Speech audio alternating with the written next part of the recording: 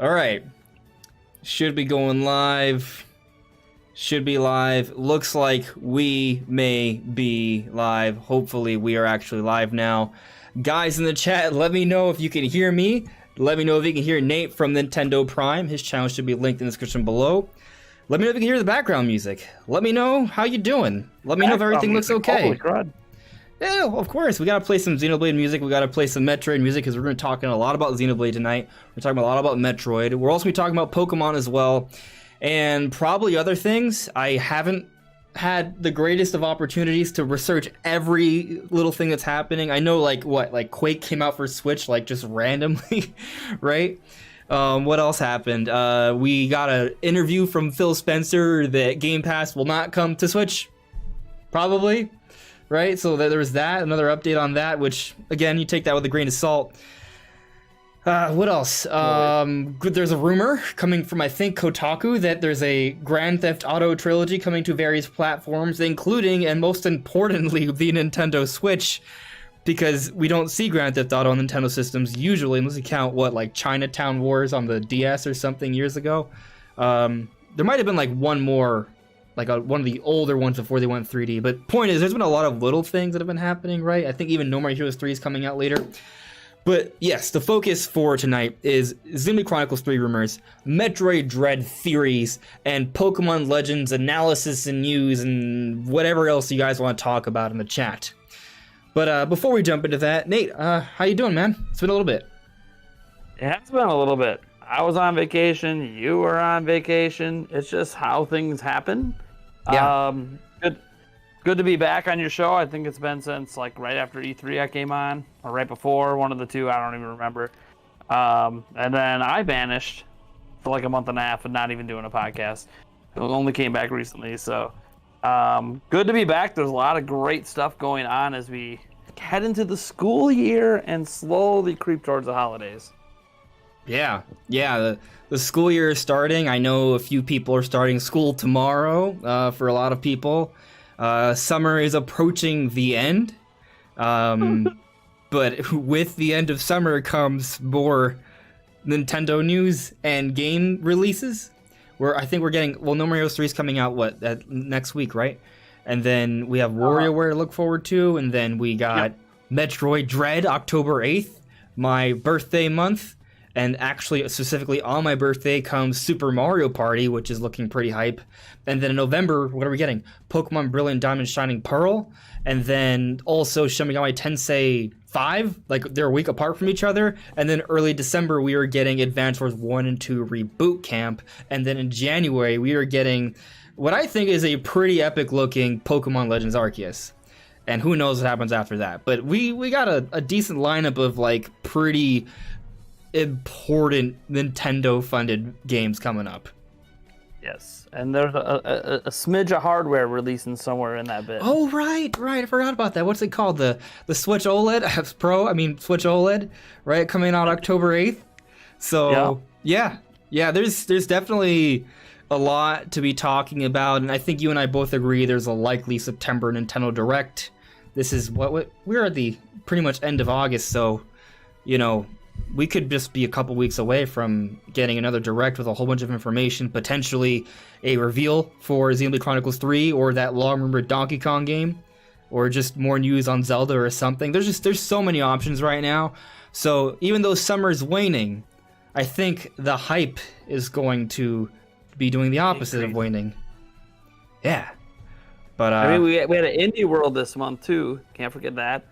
And we had the Pokemon Presents, which that's where a lot of people are getting hyped or de-hyped for Legends Arceus. There seems to be an internet kerfuffle around that game a little bit. But what people shouldn't be upset about is typically an Indie World and a Pokemon Presents predates a Nintendo Direct the following month. So September's also traditionally a Nintendo Direct month anyways. So probably less than 4 weeks away from one of those bad boys coming out. So that's always exciting. We have no idea what's going to be talked about there. We presume, obviously, the rest of the games for the rest of the year. But then, like, we have games announced for 2022 with no release dates and no timing after Pokemon. So we'll see what happens. Yeah. Yeah, I'm noticing that my video feed seems a little blurry. Is it blurry for you guys? It should be at 1080p, but life. It looks good on my end over here. Yeah, guys in the chat, let me know. I'm trying to fix it. It just seems a little blurry. Like it wasn't blurry when we started, and it kind of like dropped a little bit. But I think it's okay. It's at least. People are saying it looks at least okay. So all right, okay is okay enough. Well, yeah, as long as you can hear me and I don't look like a monster, it's fine. You're a monster. Oh, maybe I'm a cool monster though. But yeah, I see Birdman saying everything sounds good. Thank you, Birdman. Thank you for modding. DE Fox, thank you for modding as well. I really appreciate you guys.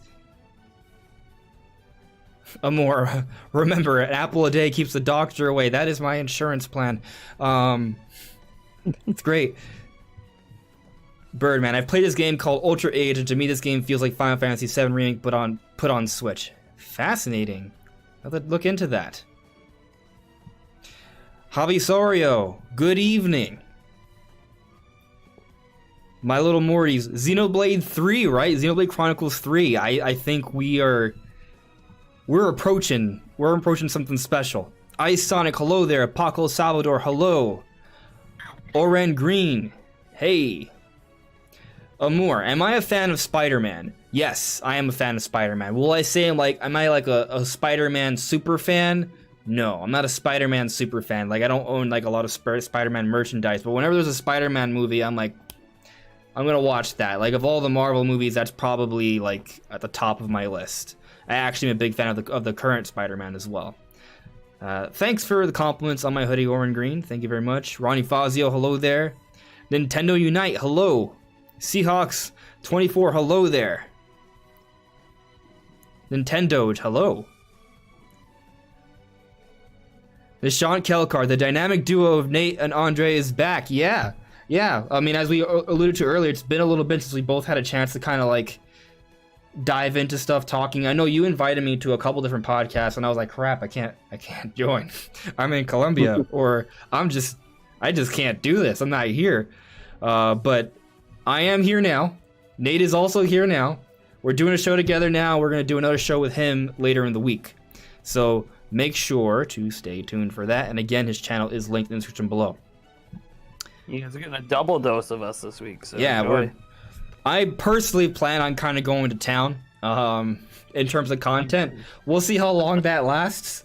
Because, you know when you take a break, right, you're kind of feeling like a little bit of the...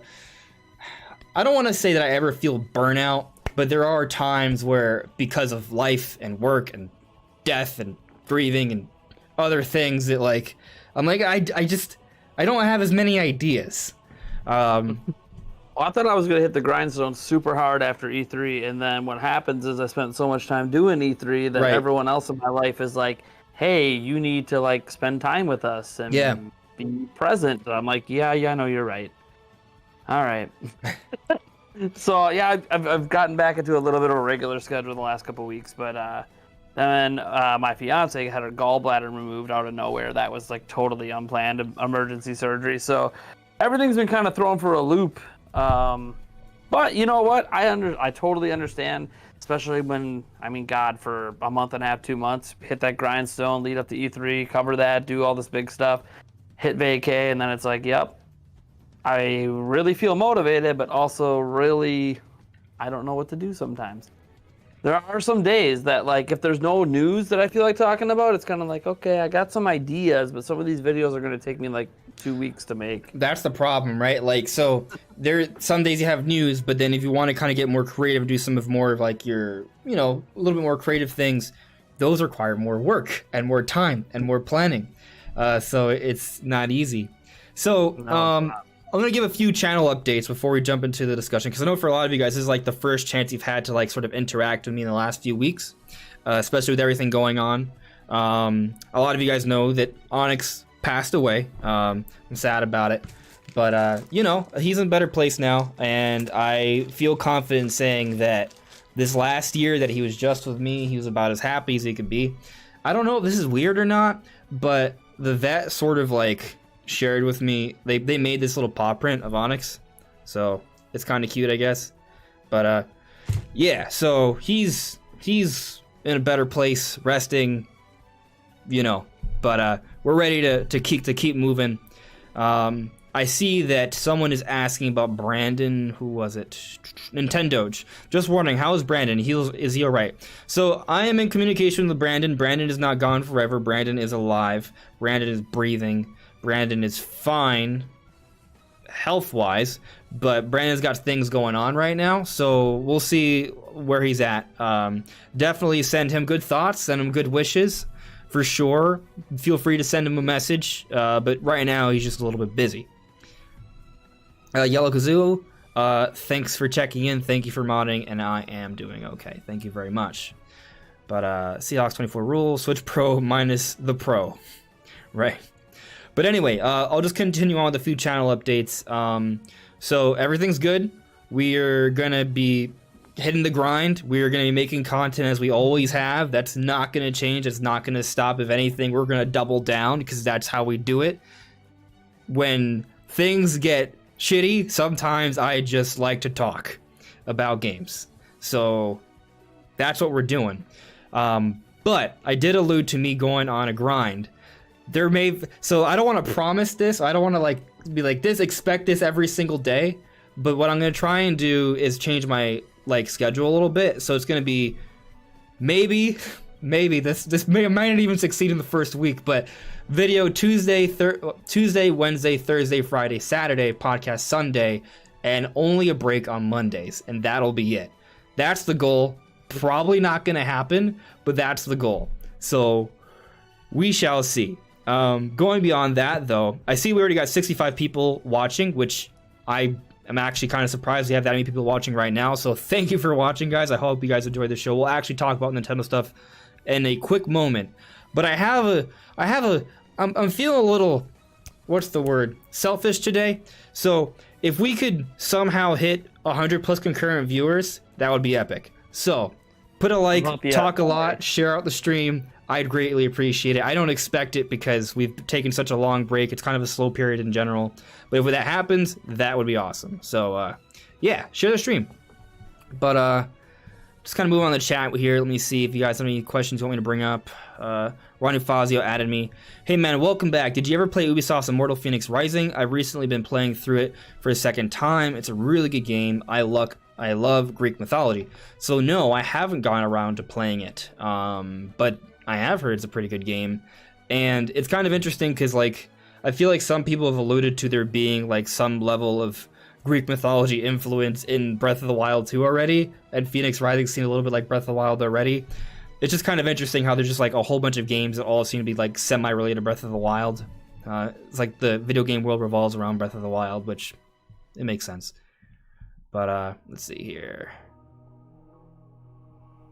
Amore, see the leak trailer for No Way Home. I have not. That's for Spider-Man, right? I have not seen that yet. Super Chris, you love the hoodie. I'm glad you love the hoodie. But all right, now that we got people in the chat, we've established some things. I think it's time we start talking about Nintendo. What do you think, Nate? Sure, you ready? Your show, lead the way. I'm so glad that I don't have to lead a show. Good. Nice change of pace, right? So, what do you want to talk about first? I mean, we mentioned some of the little things already. To me, they're kind of little things, but if you want to touch on those first, we can do that before we jump into the three big topics.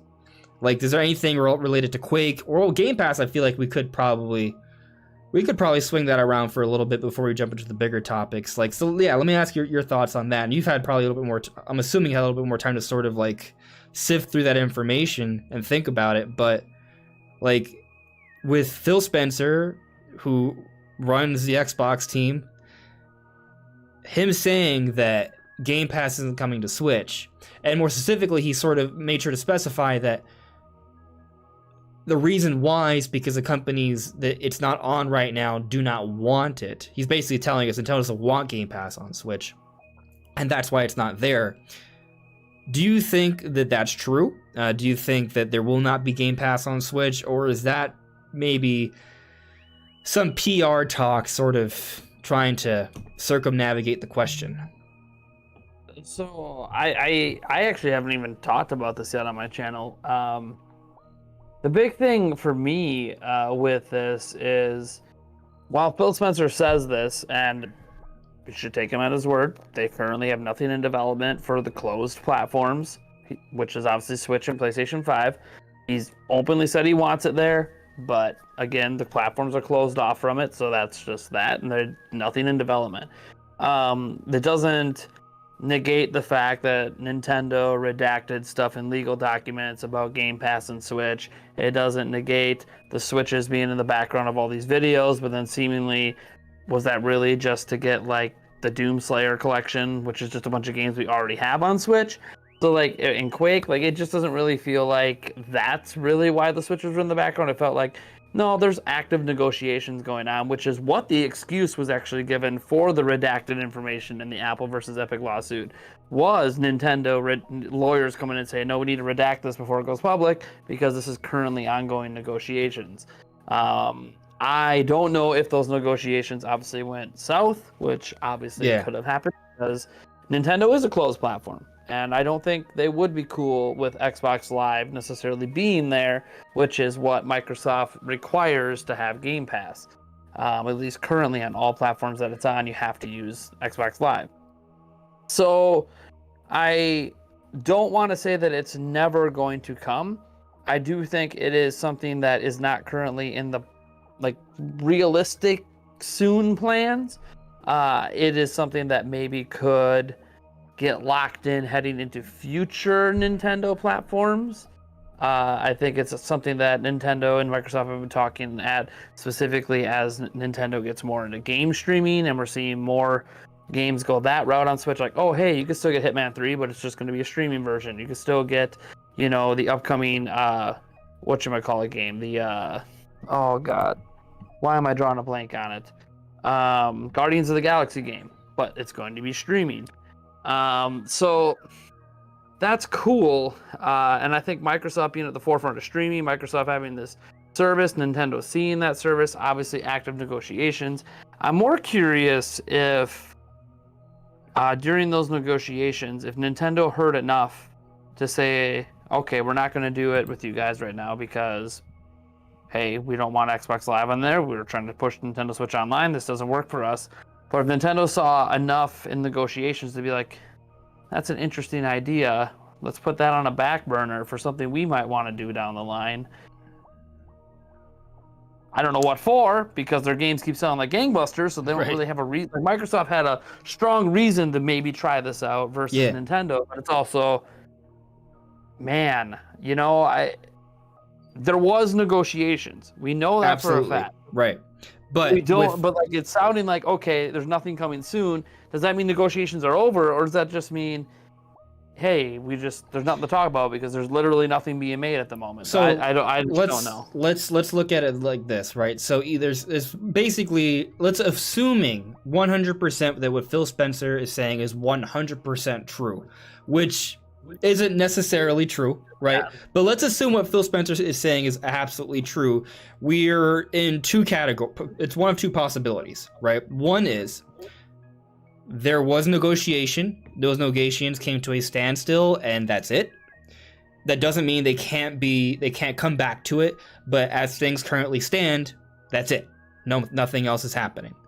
The other possibility is that negotiations are still ongoing. And because they're still ongoing and there's been no finalizations or no announcements to be made officially yet, then Phil Spencer can't say anything more than was already said. Does that make sense? Like, there's no way that Phil Spencer could be like, oh yeah, I just talked to Nintendo yesterday. We're totally doing announcing Game Pass for Switch in September for the Direct. Like, he can't say that, right? So it's one of those two different situations. Or the third one being he's lying and they do have a plan and it's happening later this year. Tough to say.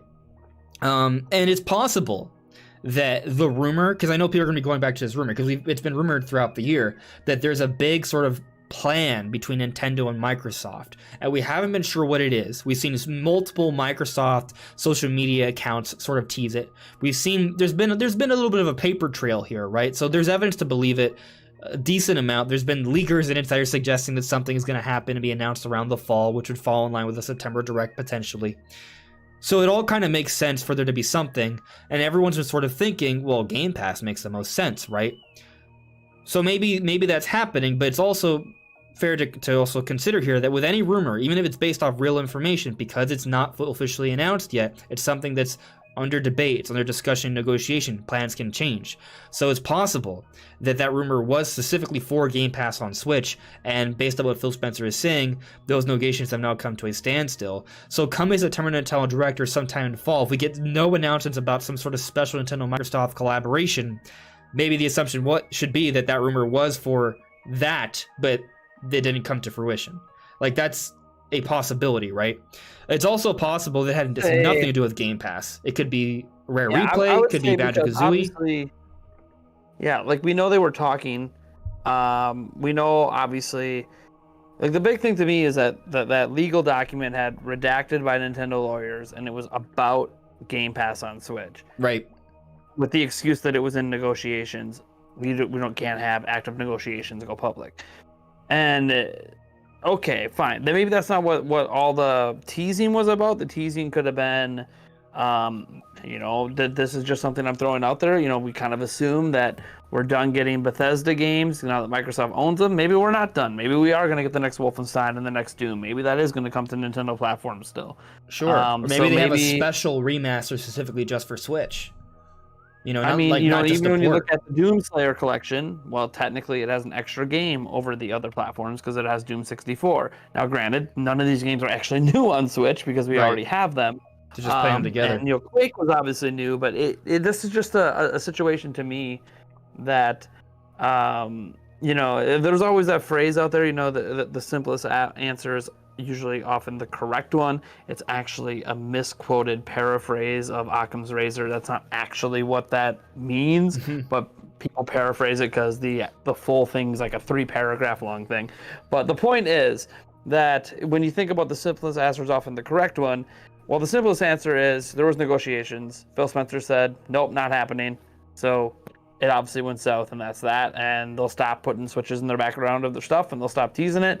And that's it. And I think that might be a bigger tell than waiting for the Direct, is if Microsoft stops talking Nintendo, if Nintendo stops appearing in the background of their videos, or Phil Spencer's videos in particular, the Switch vanishes from his shelf, that would be a pretty big suggestion that, yep, it didn't happen. But as for what it could be, obviously, I don't think Microsoft, even if it was about Game Pass, and Game Pass isn't going to happen anymore, or it just never came to fruition, fine. I don't think Microsoft's done with Switch, obviously. Minecraft continues to sell on it like crazy. Minecraft is one of the top selling games in Japan, which is like Microsoft's like, hey, we are in Japan. Look, we have this game here, but it's just on Switch that we're in Japan with it. So future Minecraft updates or any Minecraft spin-offs, obviously smaller games like we've already seen, the Ori series, Cuphead. I think all of that is stuff that they'll still continue to bring over to Switch, because I think a lot of the developers behind their smaller games want to be on Switch because the sales on Switch have been so strong for those kind of games. Sure. I also can see a world where the next Elder Scrolls comes out on a Nintendo platform, maybe not necessarily Switch, right? And not Sony. Yeah, that would be like the next gen platform. Like, I could see like Microsoft sort of using Nintendo as like their sort of mobile sector a little bit. Like, if they want to get like not mobile, portable, right? Like, not phones, but like that's how they see Switch now. Like, it's a way to play their games in a less high fidelity way, but portable, so they can make more sales in that regard. One thing we can't ignore is when all this stuff was happening, when all these rumors were happening, when the Switch being in the background, and the legal documents and all this stuff, a certain system wasn't announced yet that Phil Spencer's been praising like crazy the last week, and that is the Steam Deck. Mm-hmm. So there is potentially a thought process from Phil Spencer that if Steam Deck takes off and becomes huge, that what's it matter if we need Switch for portability, because literally Game Pass can be baked in right on that platform because it's a PC. Sure, but I think most people will agree that Steam Deck doesn't have a chance of even coming close to Switch sales. Well, It doesn't have to. So here's the fun thing about Steam Deck. This is just the fun thing about PCs in general. You don't really have to worry about it matching any sort of sales of any consoles because PCs are forever. The games you can play on it, you'll always be able to play on it because it's a PC. Sure. So it's an interesting situation. I think the Steam Deck's biggest challenge is just, I mean, this is getting a little bit off topic, but that's just that it's Valve behind it, and Valve has a really bad history with hardware, and already they're back ordered into almost the second half of 2022. And I mean, you guys, you're not gonna be able to buy this thing until 2023, 2024. And by the time it's readily available on shelves for PC, that's gonna be old tech. Your phones are gonna end up being more powerful in it by 2024, 2025, and the next gen, whatever from Nintendo, is gonna be announced and coming out at some point. So it's kind of like if it was a different company that we could trust, then again, what company can we trust with hardware? Because we've seen Nvidia try to do their own thing with the Shield. That bombed, ended up being put into Switch instead. We've seen, the Vita didn't really do so well from Sony. Microsoft, to their credit, hasn't really attempted a handheld, and I don't think they have any interest in doing so. They'll let everybody else do it. I think it's one of those things that, like, if Nintendo would have announced it, we would have been like, hey, Switch Pro, sweet, that's badass. But, like, Nintendo is a company I trust to make 20 million of these in a year. I don't trust anybody else to make enough to actually meet the demand for that damn thing. Right. That's why, if people always wonder if I was ever worried about Steam Deck, I'm not worried about Steam Deck affecting Nintendo, because they're unable to make enough to meet their own demand before the systems even come out. Like, we're not even talking PlayStation 5 fight with people online. We're talking you can't even buy it. It's like it doesn't exist. It's like vaporware. Yeah, I think the thing is that, like, Steam Deck is just in a different category, right? I think people think, oh, well, this is amazing. Yeah, I'm not saying it isn't. I think some people might think I'm a Steam Deck hater. I'm not a Steam Deck hater. I'm not a Steam Deck lover, though, right? So there is that. Just because I'm a Nintendo fanboy, like I'm always biased for Nintendo things. Like, even when something looks like crap on a Nintendo system, because it's on a Nintendo system, it inherently looks better to me. I know I am biased, but the point is that I feel like, as long as Nintendo continues to have strong sales on Switch and they maintain that sort of infrastructure, then Microsoft and Bethesda are always going to have some level of interest there. Like, I don't think Steam Deck is going to cause a rift in that, but Steam Deck could be another option for them, right? Like, absolutely. Like, I think that's absolutely an option for sure. But I think Microsoft has a willingness to continue to support Switch, because I don't think there's anybody that ever views Switch as, like, directly competing with a lot of these other platforms. It's so different.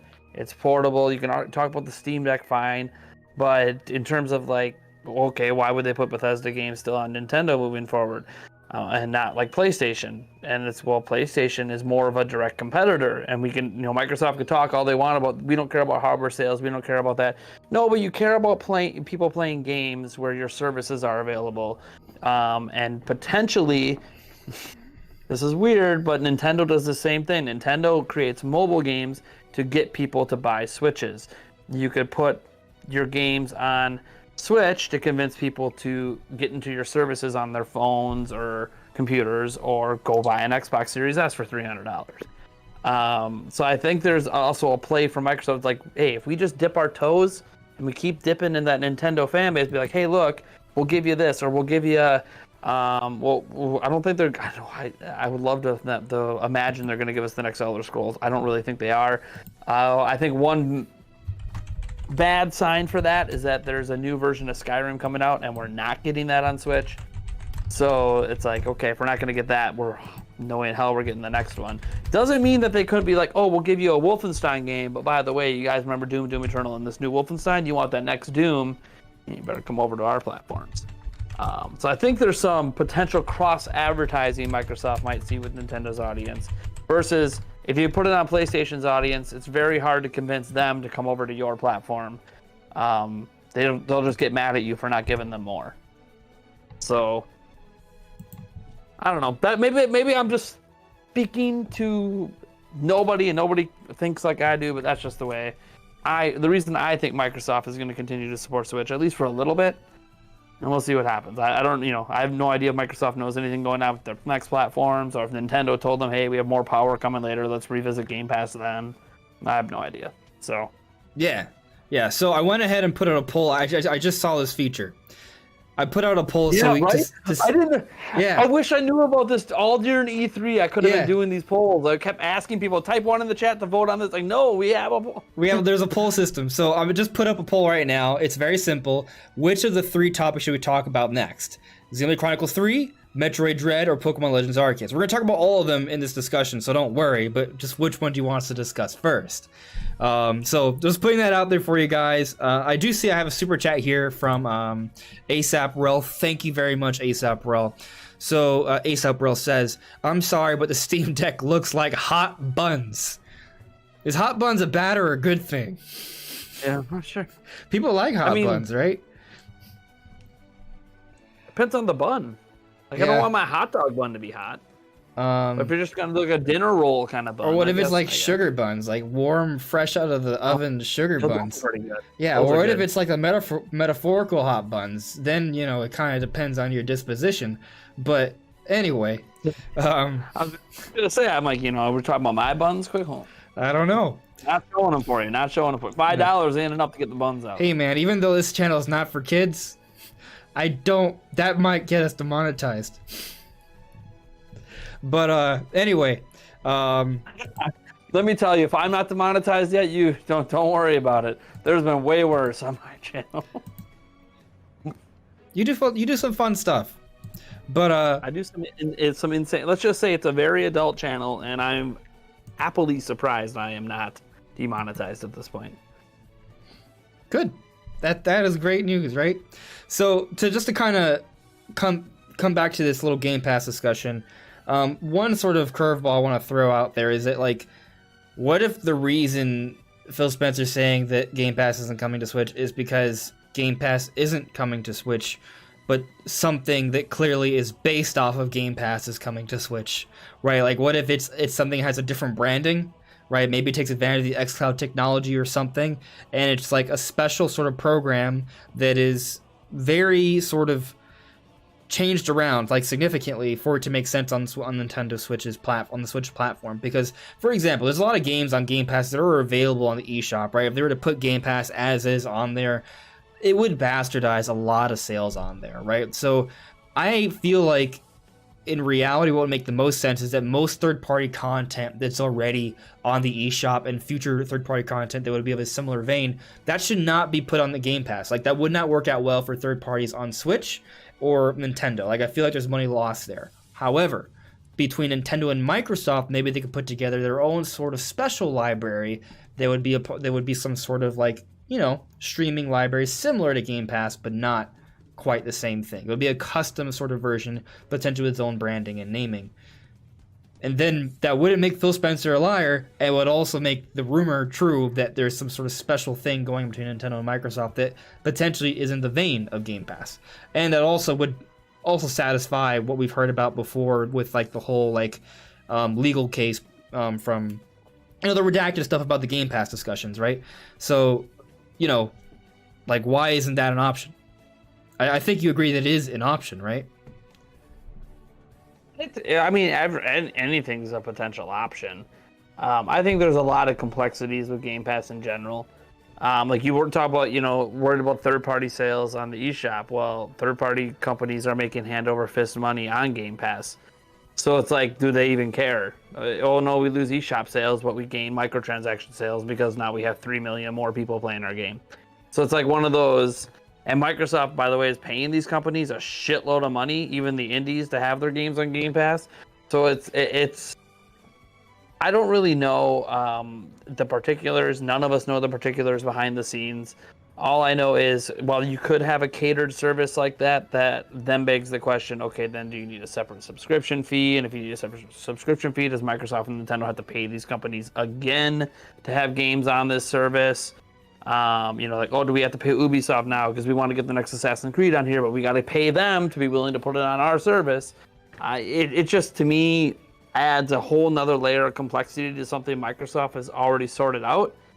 And they are so focused on Game Pass, like literally Every other word out of Phil Spencer's mouth is Game Pass. Every other word out of the Xbox account is Game Pass. I don't think they have any willingness to even want to spin up a separate service with Nintendo. I think we want Game Pass on Switch. It's a yes or no proposition. Here's what we need to do it. And I think if it didn't require Xbox Live, it would already be there. But because it requires Xbox Live, like, yeah, have your subscription fee, your $15 a month, but we don't want to have Xbox Live. Like, Nintendo's probably like, can we get into it with Nintendo account? Can we hook up Nintendo account to it? And it's just a subscription thing, and we get like 10% of all subscription fees that come through our platform. And Microsoft is like, no, it's Xbox Live, and Nintendo goes, well, we're not. Like, you can. The thing is, you can kind of use Xbox Live on Switch. You do log into it a little bit when you're playing Minecraft. Sure. But it's not like Xbox Live's not on Switch. You can't just log on to Xbox Live. Right. I mean, I feel like I think there's still some debate about like if Switch can even handle all those features because of I don't know how they dedicated where the RAM goes to and things like that. Like, because the Switch operating system alone is kind of like very bare bones. So I don't know how much it could even really support. What are we asking of it to do, right? We're asking, like, what does Xbox Live do? It lets you voice chat and it lets you message people. You could do that on 3DS. You could do that on DS. You can't do that on Switch for some reason. But why? I just don't think that's why? Thing. We had a whole social network, Miiverse, for crying out loud. Right. But Miiverse video chat at one point. I guess what I'm suggesting is I don't know how much workarounds would need to be done.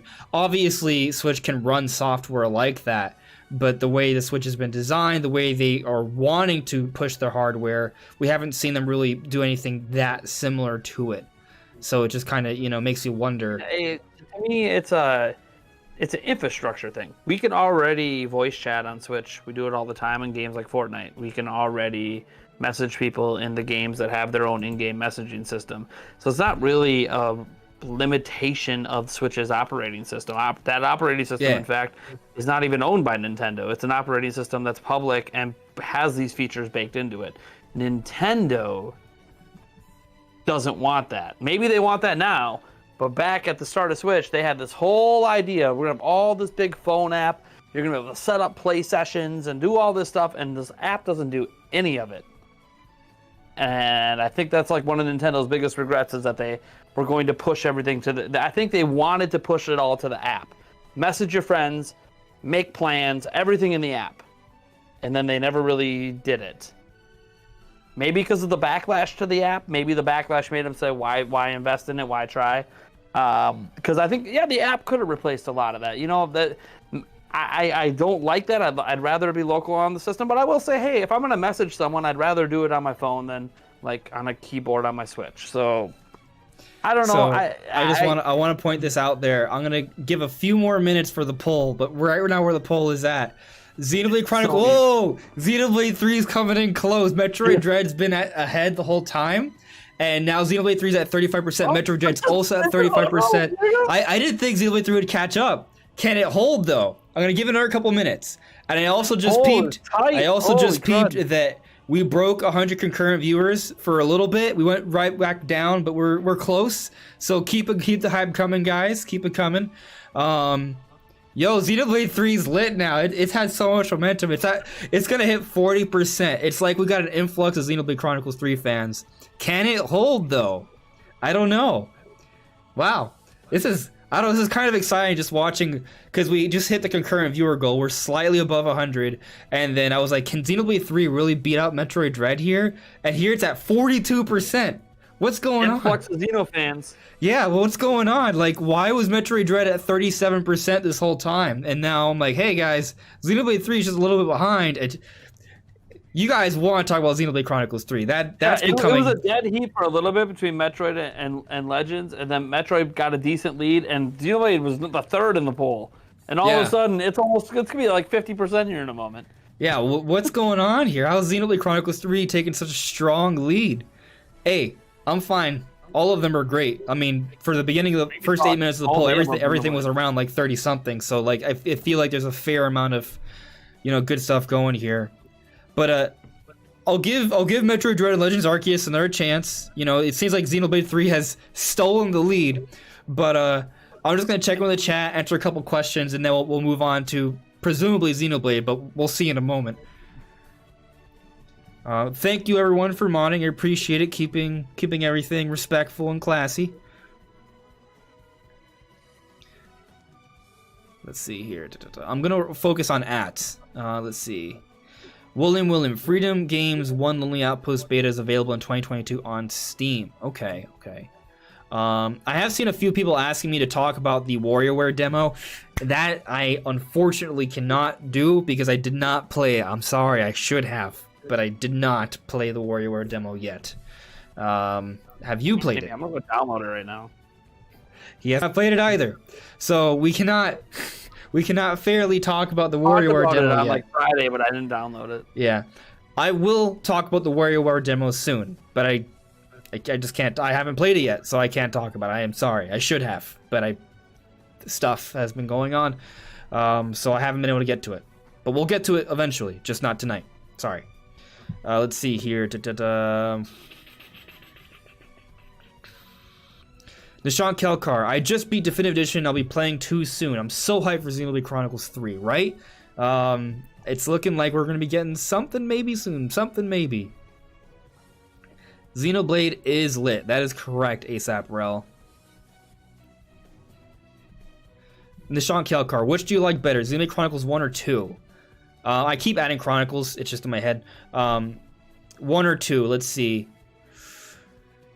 That's tough.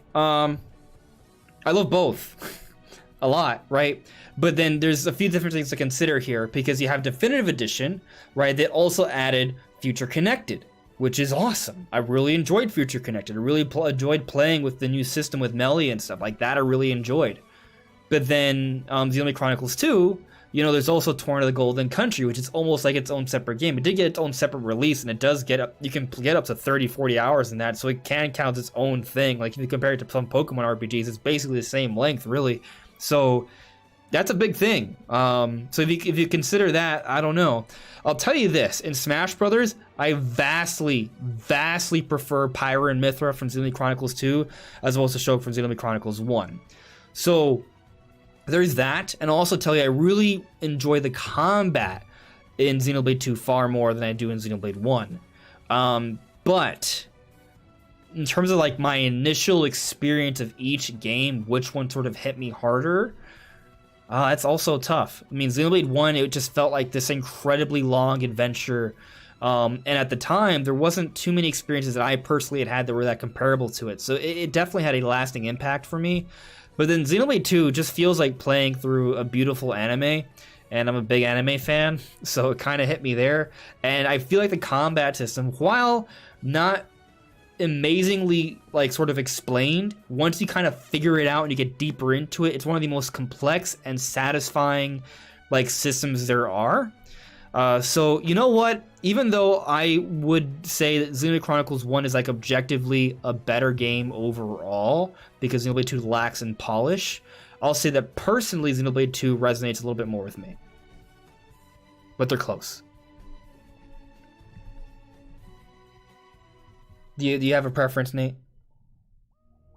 I'll just be the person that goes weird and says, "Give me Xenoblade Chronicles X." I also really like Xenoblade Chronicles X. Like, that world was insane. But that's a whole other discussion. Different debate. Yeah. Ronnie Fazio, I don't think I'm ready for Naruto to come to Fortnite. The world will it's gonna happen, and people are gonna freak out. Taker610 with the super chat. Thank you very much, Taker. Metroid has Samus, but Xeno's got Pyra. Enough said. I mean, the waifus, man. Novus talks. Adam's voice in Dread is the same voice that speaks when you board the ship in Federation Force. Neat callback. You know, I didn't get to finish Federation Force, so I don't remember that, but that is an interesting little reference to make. Super Chris is asking, what does CV even mean? CV would be concurrent viewer, because I made that goal to get over 100 concurrent viewers during the stream, and we hit it. We went over a few times, so that's pretty cool. So thank you guys for watching. Thank you for sticking around. Leave a like, share, that'd be appreciated. Also, make sure to check out Nate's channel. But now let's actually dive into one of the 3 topics we have planned for tonight, because we haven't really touched it yet. So, by the way, Nate, I don't know how you are on time, so if we're getting close, just let me know. I'm good. Yeah, but anyway, Xenoblade Chronicles 3. So while I was gone, we got some interesting news about Xenoblade Chronicles 3. Now, on the channel, if you've been following me for a while, I've been talking about how Monolith Soft has had multiple projects in the works, likely a Xenoblade Chronicles project, likely a new IP, and we're bound to get an announcement for at least one of them fairly soon. I was on the side of a new IP because we have literal hirings back from 2017. We're now in 2021, so you would think that maybe they would be more ahead with that one. But when you consider, I guess, just the brand awareness of Xenoblade, maybe they want to sort of strike while the iron is hot, and they're prioritizing development for that. So maybe we're going to get Xenoblade Chronicles 3 before the new IP, potentially. Maybe that's what they're focusing on right now. So it kind of makes sense, I think, timing-wise, for us to get a new project announcement from Monolith Soft, regardless of what it is. And it is kind of lining up with the rumor. The rumor, basically, and I think it's coming from, I forgot her name, but the lady who was the voice actress for Melia. She was in an interview at a small channel, and she alluded to there being potentially another Xenoblade probably being made. But she said she wasn't sure she could even say that because of NDA. But, you know, people sort of jumped on that. And I believe Imran Khan wrote an article, and he talked about this, but then also said, yeah, we've also heard that Xenoblade Chronicles 3 is about to get announced. And then Samus Hunter, who both of us have talked about before, who has somewhat of a decent record, I feel like. Not everything's correct, but some things are. Has also said, yeah, Xenoblade Chronicles 3 is around the corner. They've actually been teasing Xenoblade for a while already, before this news sort of broke out. So while I don't necessarily buy into any specific source or rumor here, 100%, I think all of them have a pretty decent amount of credibility. I already kind of think that it makes sense for there to be a Xenoblade announcement fairly soon. When you consider that earlier this year, what did we get? Pyra and Mythra in Super Smash Bros. Ultimate. We've seen a history of Nintendo using Smash Bros. To market and push their games. And I felt like it was very strange that the reveal trailer for Xenoblade Chronicles 2 was out of the ordinary, because it wasn't that it was just long. It was very long, but also the way it was shown, it kept you sort of guessing, like, oh, this is obviously for Smash. Oh wait, maybe it isn't. Oh, it's obviously for Smash. Oh wait, maybe it isn't. Oh, it's obviously for Smash. But there was a lot of that.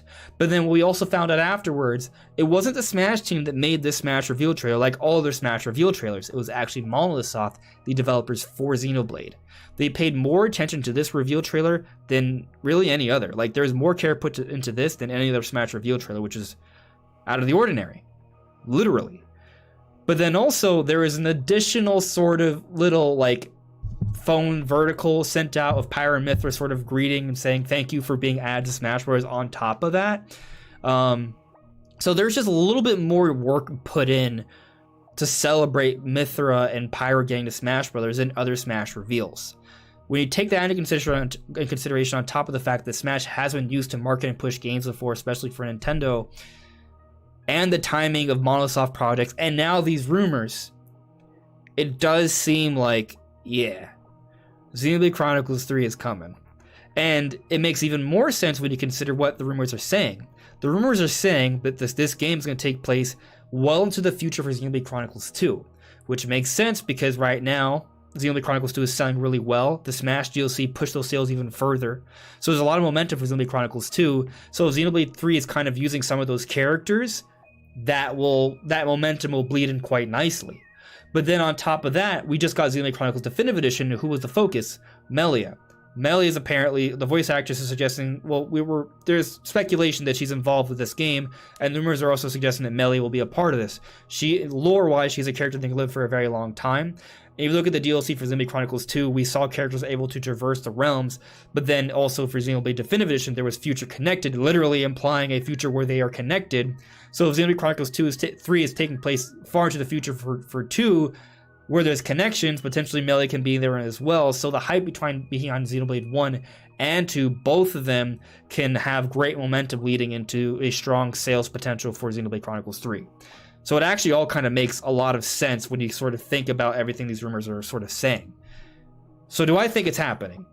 Yeah, I think it's happening. And I think there's a pretty darn good chance it's getting announced in a September Direct. Potentially no. So if it doesn't happen, don't be like, oh my god, it's not real, it's fake. These things don't happen when we necessarily want them to happen.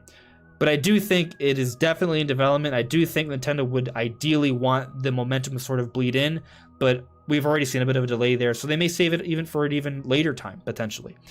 But yes, I think Xenoblade Chronicles 3 is absolutely happening. We know it's happening, it's just really a matter of when. And I think there's a good chance it gets announced during a Direct next month, but we'll see what happens. What do you think, Nate?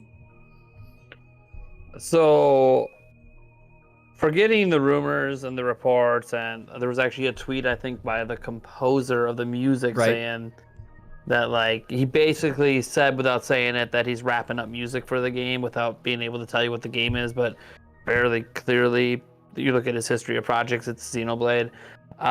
There's a lot of this stuff. Just from, like, I'm someone that just looks from a logic-based, pure perspective. Monolith Soft is now, I believe, even though they have multiple teams, the largest collective of staff employees at Nintendo right now for game developers exist at Monolith Soft. So they have a massive team working on games, and this is separate from the team they have that just helps with Zelda right now. We'll see if that continues to be just the Zelda team. But for right now, they have a separate Zelda team. The thing is, Xenoblade Chronicles 2 is the best-selling Xenoblade Chronicles or Xenoblade game to date, not counting the old Xenogears and all that, but just looking at modern stuff from Monolith Soft, for this particular IP, it's the best-selling Xenoblade Chronicles 2. And then Xenoblade Chronicles Definitive Edition comes out and then just destroys the sales of the original Xenoblade Chronicles on Wii. And now there's a lot of reasons that the Wii one should have sold better, but then like whole GameStop kerfuffle, and I don't really need to get into what Nintendo was thinking by, hey, this is one of our last major releases. Let's like make it exclusive and only print like 1,000 copies and call it a day. I don't know what they were doing. But what I will say is just, you look at the progression, you had the game, and probably it didn't sell that well the first time. They allowed a second one to be made. The second one actually sells pretty decent, comes out in the first year of Switch. We're about to hit 5 years plus into Switch starting in 2022, 5-year anniversary of when that game came out. And we already see next year and how it's lining up and how some of the games coming out are just games we got in 2017, but new ones. Right, we're getting just a lot of sequels for the big ones. Splatoon 3 as well, right? A new one, Sparks of Hope. Yet another Mario plus Rabbids. That was 2017. Right. Oh my god, like literally feels like we're just gonna repeat everything. All we're missing is a Mario game announced and a Xenoblade game announced. And a Mario Kart, right? What if we get Mario Kart 9? It would be like an anniversary because like it was just a port back in 2017. Right. So, like, so you know what? I'm actually warming up more to the idea of Mario Kart 9, like literally just like right now, only because Switch Pro's not happening. Maybe, right? And if Switch Pro's not, I don't know. But I guess the point is like, how, if it is happening, when is it happening? Like if the Switch life cycle lasts for like another 4 years, we need another Mario Kart before then. Like we absolutely do. Right. If the Switch's lifespan is 2 years, then no. Like if it'll be a launch game for the next platform. Yeah, right. It'll come out holiday 2023 or something. Like if that's when the next Switch comes out. But if we're talking about like 2024 or something, I don't know. I think Mario Kart 9 has got to come out like before then. So again, just another potential game that right there, right? But then to your point, also maybe we do get another mainline Mario before then as well. Like it's. I almost feel like next year. So I obviously think Xenoblade Chronicles 3 is happening. There's too much support just logically, and then thinking about all the evidence out there, and obviously Imran Khan and the voice actress and the composer. All this really does for me is it tells me that we're getting Xenoblade Chronicles. Like, I always thought Xenoblade Chronicles 3 was happening, right? But the debate was, do we get the new IP first? Now, because of the rumors, it's just made me pivot to, okay, we're getting Xenoblade Chronicles 3 first. They want to prioritize that, strike while the iron is hot, and then later on they'll give us a new IP. Yeah, that's what it feels like, but I this is one of those I don't know. Because the new IP has been in development longer. in theory, should be ready sooner. If they're different enough, why can't they both come out around in the same year? Like, we assume they're both like big, massive open world RPGs, but what if they're not? What if they're different enough? I have a question. If you remember, in 2017, right, big year, tons of games, the most exclusive games we've had released in a single year, like ever. In 2017 is the like best year ever. Yeah, it's not even really it's not really an argument.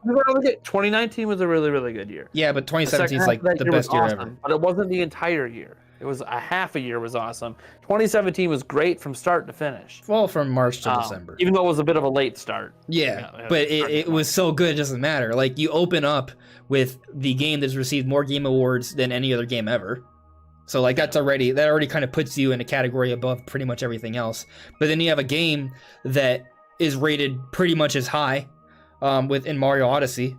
But then you also have Xenoblade Chronicles 2, the best-selling like Japanese RPG from Nintendo ever. No, okay, maybe not ever, but like at least for Xenoblade, right? And then you have Mario Kart Deluxe, which is going to become like the best-selling Mario Kart ever, right? And then you have Splatoon 2, which is the best-selling Splatoon ever. And then you have ARMS, a successful new IP from Nintendo, and then Pokken Tournament, and then Fire Emblem Warriors, and then 1 and 2, like 1-2 Switch is trash, but that existed. Ouch. Snipper Clips is not trash, and that was pretty good. Then Mario Rabbids, right? It's just not a. It's a no contest. Golf Story came out that year too. Golf Story. I feel like that was a 2017. Maybe it was 2018. I'm not sure. But I feel like that was 2017. Regardless, it was supposed to be getting Sports Story, by the way, at some point. Still hasn't shown up. I don't know when the hell that's happening. So I have this thought. Because the reason I brought up 2018, you look at it was kind of a barren year. We got smashed that year, but we didn't really get a whole lot. But 2017 was huge. I don't like thinking about it because we are at that point where we're going to be at the 5-year anniversary coming up here next March. That's almost a full console cycle. Nintendo did say this was going to be a longer cycle, so we should still expect it to go to 7 or 8 years. Right. But it's kind of one of those, if you look at the Switch's history, it's every 2 years, they have a big year. 2017, blew it out. 2018, kind of massively a down year for like 6 months. It felt like the Wii U all over again. And then you got to 2019, and it still felt like that for the first half. Then they just blasted you in the second half. We got our Luigi's Mansion, we got our Pokemon, we got all that great stuff then. Daemon X Machina, I think Astral Chain was that year as well. So we had a whole bunch of big games come out in 2019. And then we had the lull of 2020, which we all know we've been through. We went through it. Animal Crossing was an awesome game for them, but they literally leaned on that pretty much all the way up until Mario's anniversary stuff. Sure. So it was a pretty big gap in there where there was a few releases. We got Origami King and others. There's a clear disparity. Sure, like 2017 is better than 2018. 2019 is better than 2020. Like there's an agreement there, right? Yeah, but then we get to 2021 now, and even this year, we actually have a solid second half of the year. None of these games are bad. The Mario Party game's potentially a top 10 best-selling game on the platform coming up kind of game, because Mario Party just sells like crazy. I mean, it's a solid year. Metroid Dread might become the best-selling Metroid ever. So, like, we have a lot of... And there's something else that we should like make sure to value here, right? We talk about like some first party Nintendo stuff, but I think the exclusive third party stuff that Nintendo had a hand in being made for Switch also matter here. Shin Megami Tensei 5, Monster Hunter Rise. If these games are coming out for PlayStation, they'd be basically considered like PlayStation like first party games, in terms of like the fan base sort of valuing them. You know what I mean? Like Monster Hunter Rise and Shin Megami Tensei 5 are huge games. So we've gotten both of those this year. We are getting Metroid Dread, the best marketed Metroid game ever. To your point, the Mario Party game may do better than Super Mario Party. We're getting Advance Wars, which is pretty good. WarioWare, like Pokemon Snap, Brilliant Diamond, Shining Pearl, like Skyward Sword HD. Like it's a good year. It's a good year. It's a good year. Is it better than 2019 or 2017? Not 2017. People feel like it's missing the big first-party oomph games. Yeah. It's like... There's no game of the year contenders. Or third-party companies coming through for Nintendo. Right. And that's totally fine. Watch Metroid Dread be game of the year. I bring this up because 2022, if we get a Xenoblade Chronicles 3 in 2022, because I don't think it's coming this year. I just don't see a release period that makes sense at this point. No, without it taking away from something else. Nope. 2022 makes sense. They would have announced it at E3. Maybe announced this year. Maybe teased. But it's coming out next year. I don't know if it will be or not, because I feel like if it's not a first half of game for next year, a first half of the year game for next year, then they're not going to talk about it right now. Because whenever they talk about Xenoblade games, they always seem to talk about them for almost too long. So I feel like they might wait, maybe do a spring direct, and that's when they bring it out. Maybe they wait till E3. I have no idea. But what I do know is that if that is coming next year, because it feels there's so much chatter, and when the chatter's there, and when the composer, voice actors, all these people are involved, the game is getting to a point where it's probably a less than a year out, or getting to a year out. I look at this as 2022 has so many big hitting games right now that we just know now. This got 4 massive hitters, 3 of them coming from either Nintendo or the Pokemon Company with Legends Arceus, which Nintendo owns, co-owns that IP. So you got Legends Arceus and the Sparks of Hope and the Breath of the Wild 2 and Splatoon 3. If Xenoblade 3 lands, everyone talking about, what have Nintendo Studios been doing this whole time? Because we haven't gotten any big games almost since Animal Crossing, really. We haven't had any big first-party games. Metroid Dread, I guess, but again, that's actually being made by a third-party company. Nintendo is helping with that project, right? It's not just Mercury Steam, but it's a joint effort, right? The head of the project is the head of the Metroid franchise, is running that project. But still, to your point, it's not 100% like EPD or one of Nintendo's wholly owned studios. You're absolutely right. So, what are their studios doing? What's the Mario Kart team doing? The Splatoon team's doing. They're making Splatoon 3. Okay, so... All right, what's happening with the ARMS team? Has an ARMS 2 coming? What's happening with all these Mario Kart team, the Mario team in general? What the hell? You can't just tell me you made Bowser's Fury and that's all you've done for 4 years. Donkey Kong. We'll see. It might not. The Mario team might not even be working on Donkey Kong. The Donkey Kong project might be made by some Mario team members and could be like a whole other team. The reason I'm bringing all this up is because all these first-party games, and I fully believe the pandemic has something to do with it. I think a couple of these games would have came a bit sooner, but whatever. Splatoon 3 might have actually been a game intended for this year, but COVID delayed it and they pushed it to next year, and that's fine. But because they revealed that game super early this year, which makes me feel like they originally really wanted that game to be a big one. Conceivably, 2021 could have had Xenoblade Chronicles 3, Splatoon 3, and Breath of the Wild 2. Maybe. I don't know if Breath of the Wild 2 was ever going to be planned for this year, but we'll see. I feel like that was supposed to be an early 2022 game, and now I'm not even sure if it's going to be that. But that's a whole other topic. No, I think it's holiday 2022. In my brain, basically, COVID has pushed major projects up a year. Yeah.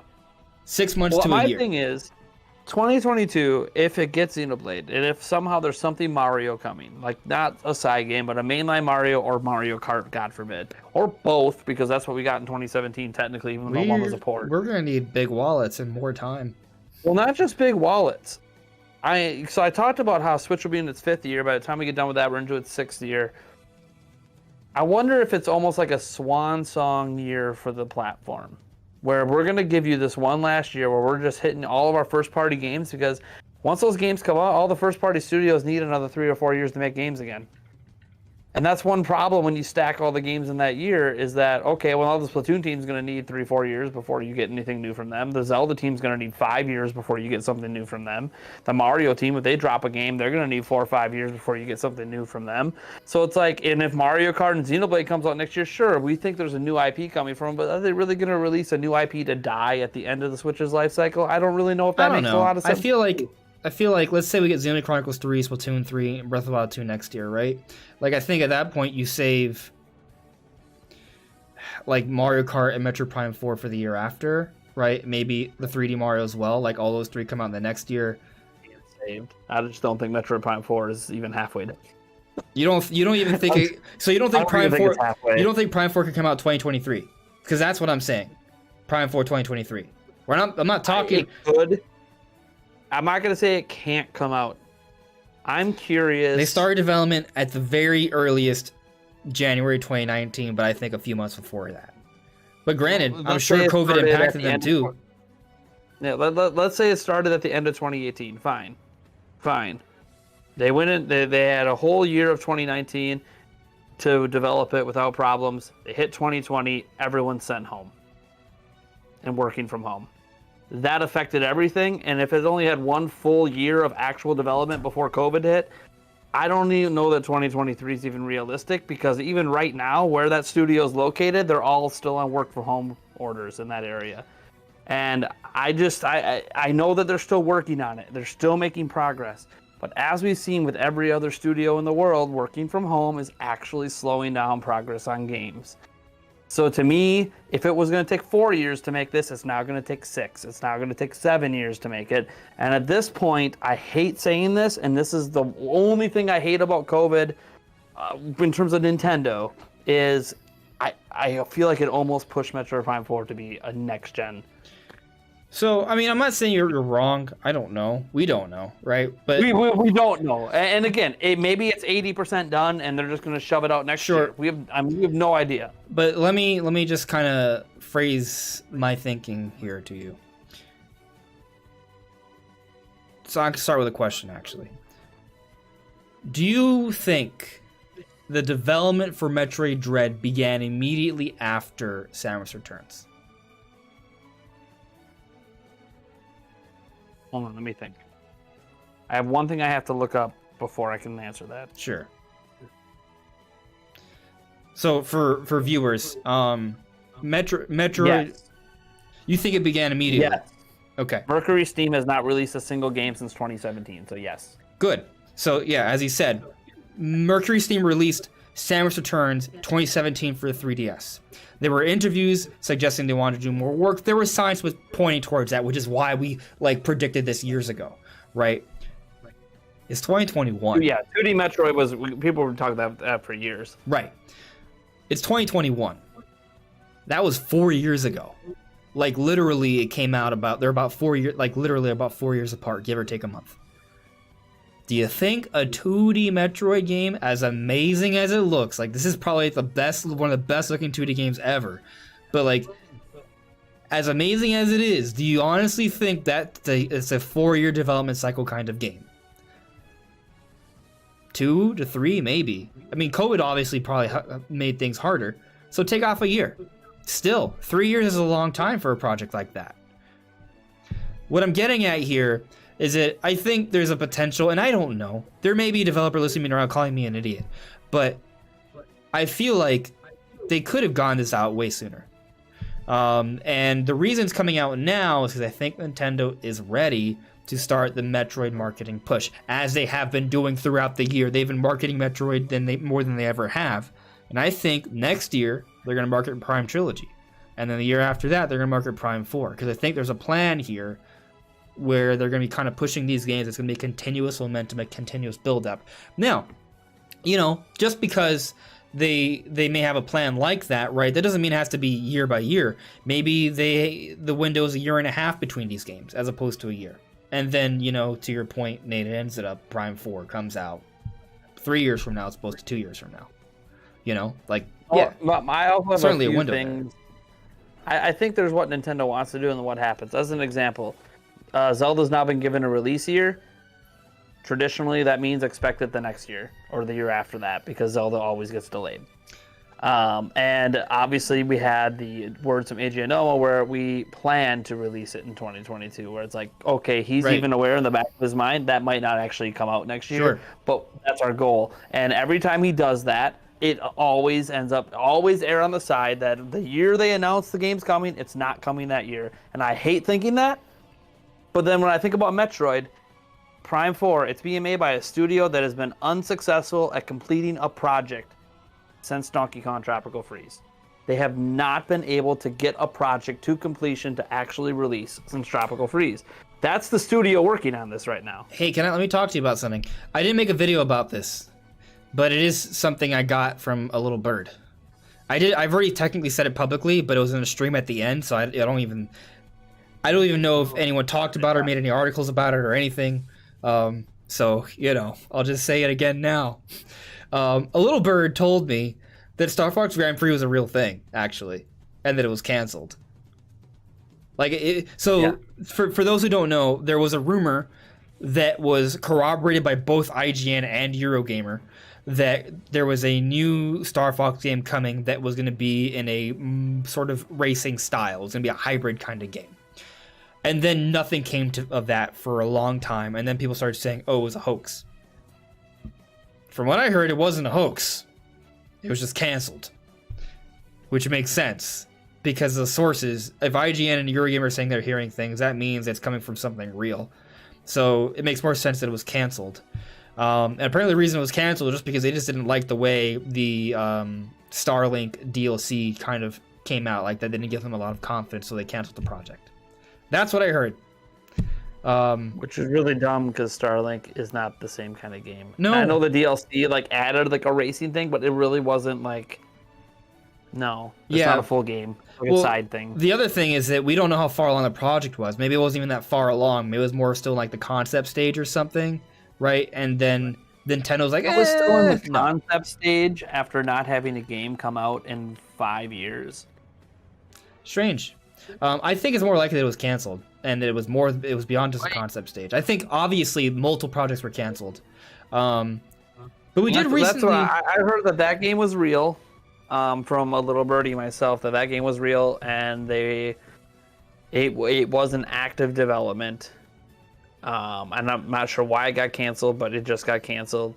And they had one other project in the works, so they had 2 projects going simultaneously, and that project hasn't been canceled, but there was some low staff morale with that project, and somebody at Retro Studios around early 2018 caught wind of what was happening with Metroid Prime 4 before Nintendo was considering moving it to a different studio, and then that team decided to work on a concept to show Nintendo for like 7 months. And then they showed Nintendo, and that's when Nintendo yanked it from the other studio. So wait, they worked on the concept for Prime 4 for over half a year? Yes. Then it's gotta be... So what's the concept? Just some drawings? I'm not saying it was like the whole of Retro Studios was just coming down. It could have been a couple guys. Retro Studios didn't have that many... People like, go look at the staff count at Retro Studios. It's not actually that big of a studio. It's bigger now because they've been hiring nonstop since they got the project. But it wasn't very big at the time they got the project. I think they had less than 100 employees, which is just nuts. But here's the thing: Retro Studios is also the one that still, while we trust them, if they get a project to release, it's probably going to be really damn good. Because when they have had games released, the Donkey Kongs, the Metroids, they've been really damn good. But also, something's been going on inside that studio since the last game they had come out. They had a lot of staff turnover. They had a lot of people leave. The composer left. All these people have left the studio, and they basically rebuilt themselves. Right. I'm not saying Metroid Prime 4 won't be great. It's going to probably be great because Nintendo and the guy who leads Metroid is not going to let them soil the Prime name worse than Hunters did. But at this point, I don't have anything to trust. With COVID happening, that this studio has their shit together. You do believe the game will come out, and when it does come out, it will be amazing. You just think that timing-wise... It might take 8 years. This might end up being the 8 to 10 year development game that we don't want to happen, but happens because Nintendo promised us we're getting Prime 4, and so they're going to get Prime 4 come hell or high water. Sure. I mean, it's at least going to take 5 years. That's for sure. Or I mean, I think 6, because I'm thinking 2023. 6.5 years. Here's my thought process, though. If it doesn't come till 2023, we're in year 7 of Switch. That's like releasing Skyward Sword when they release Skyward Sword. It's almost too late in the life. It's got to be a cross release at that point, right? Maybe. Potentially. Unless Nintendo does what I've been wanting them to do, and there is no end to Switch, and we're getting iterative systems, and in 2023, that's when Switch Pro lands. It's not a new gen system. We're just going to keep getting upgrades every couple of years. That's what I want to happen, and then, you can release it whenever the hell you feel like it, because who cares? Sure. Yeah, I'm kind of right there with you. We're on the same page. Assuming traditional console generations, it's just, like, there's going to be something new in 2023 or 2024. I want to go back a little bit, just because we're talking a little bit about Retro Studios, and we'll come back to Xenoblade 3, because I know we sort of tangented, but... that happens. Always. So you ever have like a really cool idea and you just want it to be so perfect that you just can't do it because it's too hard. You have too high of an expectation, so you just don't do it. You mean like my whole idea of a video game sports style debate show on my channel that it's just been too difficult to put together, so it hasn't happened in 4 years? Absolutely. I know all about ideas like that. Yeah. You ever watch like First Take? I love First Take. It's funny. It's funny. Like It's I'd a be funny down. show. You can't take it seriously. But No, you can't because their takes are terrible. Entertainment. Like, yeah, you can't. Like, you and I They're both trying watch. to piss people off. You and That's I the whole both point know of the show. basketball. They're like basic level knowledge basketball stuff. Occasionally they get sources, but it's whatever. Watch like Stephen A. Smith like DM me, hey you're dumb. Like, no, you are. Anyway, I know all these NBA players. Okay. yeah, That's cool. but I actually am better at predicting what's gonna happen. But anyway, Says the guy who tried to talk about how bad the Bucks were in the postseason, and then admitted he hadn't watched a single game of them all season. It's like, then why are you talking about a team that you don't watch? talking about Stephen A. Smith or me? Yeah, Stephen A. Smith.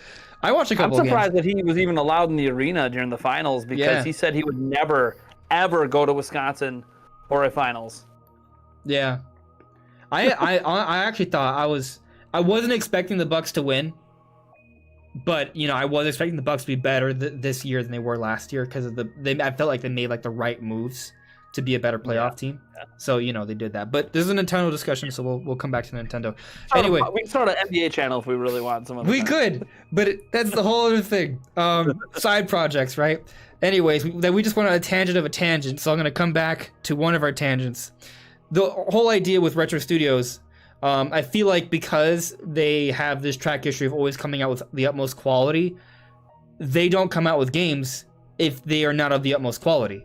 So it's kind of like they almost like trap themselves from even getting the job done, At least that's how I kind of think of it. Like whenever I have a project in mind that I really want to do, like your First Take idea, like you don't do it because you have such a high sort of like standard you want it to achieve.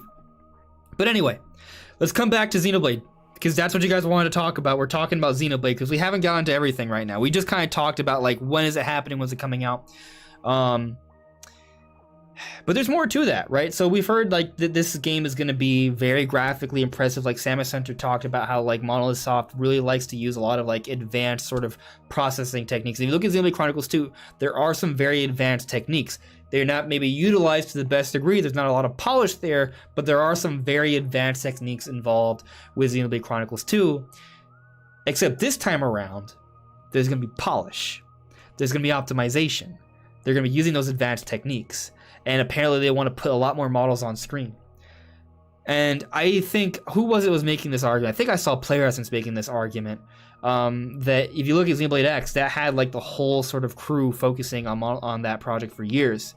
Xenoblade Chronicles 3 is going to be a better showcase of what Monosoft can actually do than what Xenoblade 2 was. Because Xenoblade 2 was outsourced. It was sort of all put together from different places. Yeah, I think Xenoblade Chronicles 3 is probably going to be one of the most impressive looking games on Switch.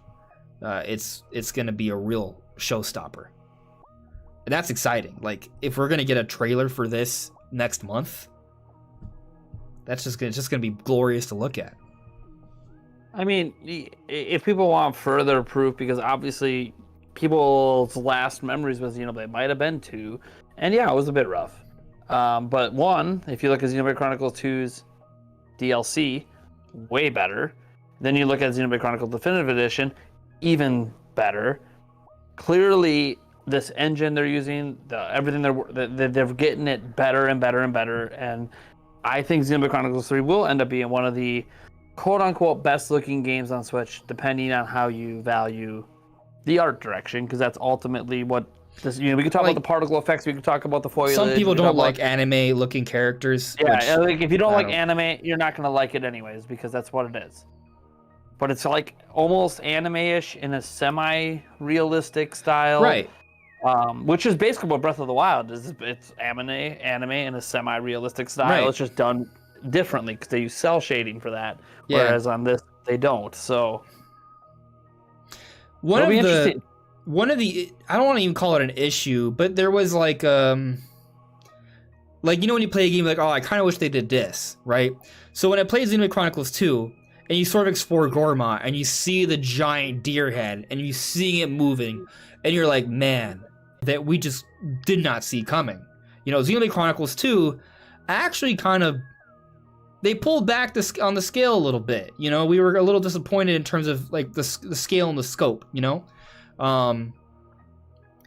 So, you know, I think Xenoblade Chronicles 3 is going to have that. I think the environments are going to be larger. There's going to be more to explore, more to get through that you can see up there.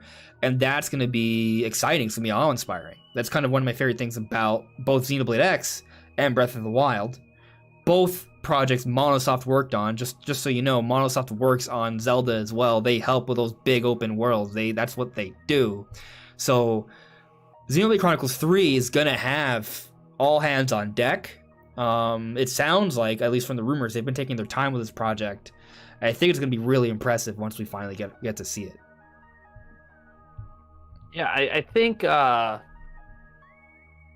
I'm just gonna wait and see. I think visually it's going to be good.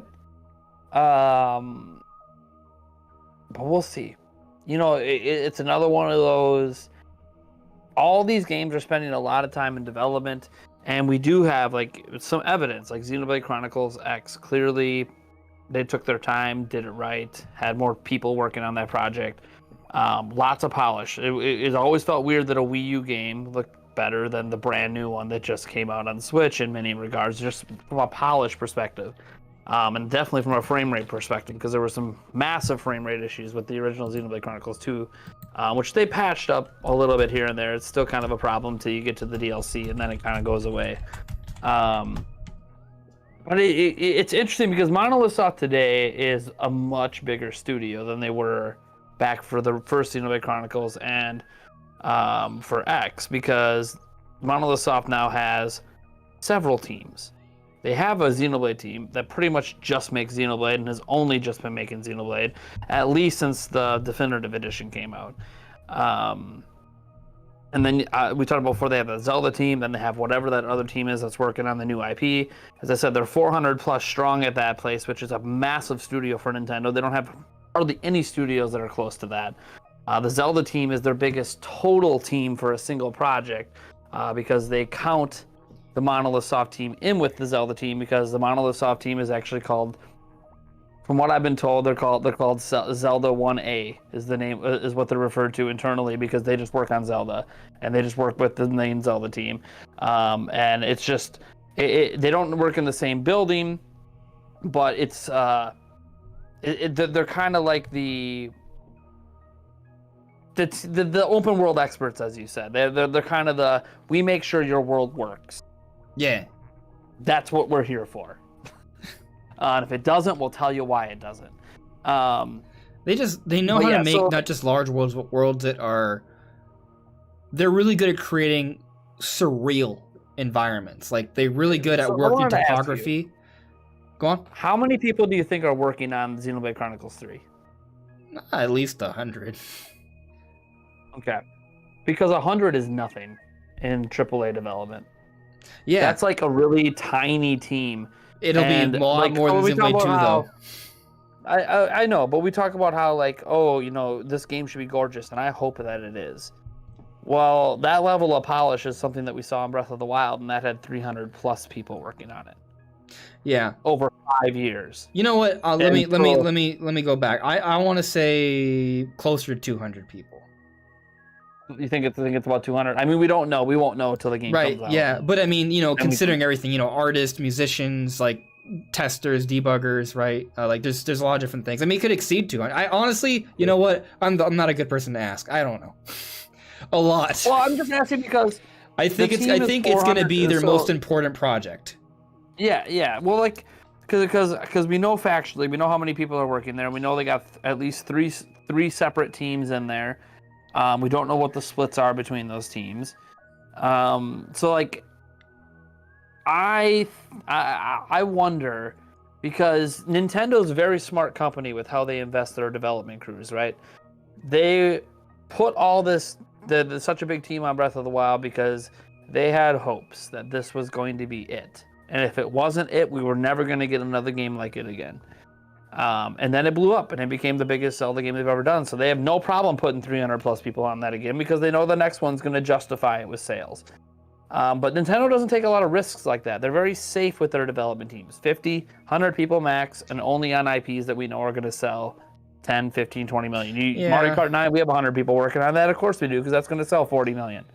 Right. Well, I don't actually know if it'll sell 40 million now. I think Xenoblade Chronicles 3 is set up to be the best-selling Xenoblade game, but to your point, Xenoblade 2 sold 2.5 million. Maybe it'll eventually hit 3 on its own, maybe 4 if we go a few years down the road, right? But like 4, but 3 probably. The sales I'm just saying a few years down the road, you know, like especially if Xenoblade 3 pushes sales and even more so, you know. But yeah, I mean, I to your point with that, like, how much do they want to invest? But at the same time, sometimes they still invest a decent amount of resources into something when they were like, hey, this is good. You know, because if a game's going to sell a few million, it's still going to make up. It's still going to have a good profit margin.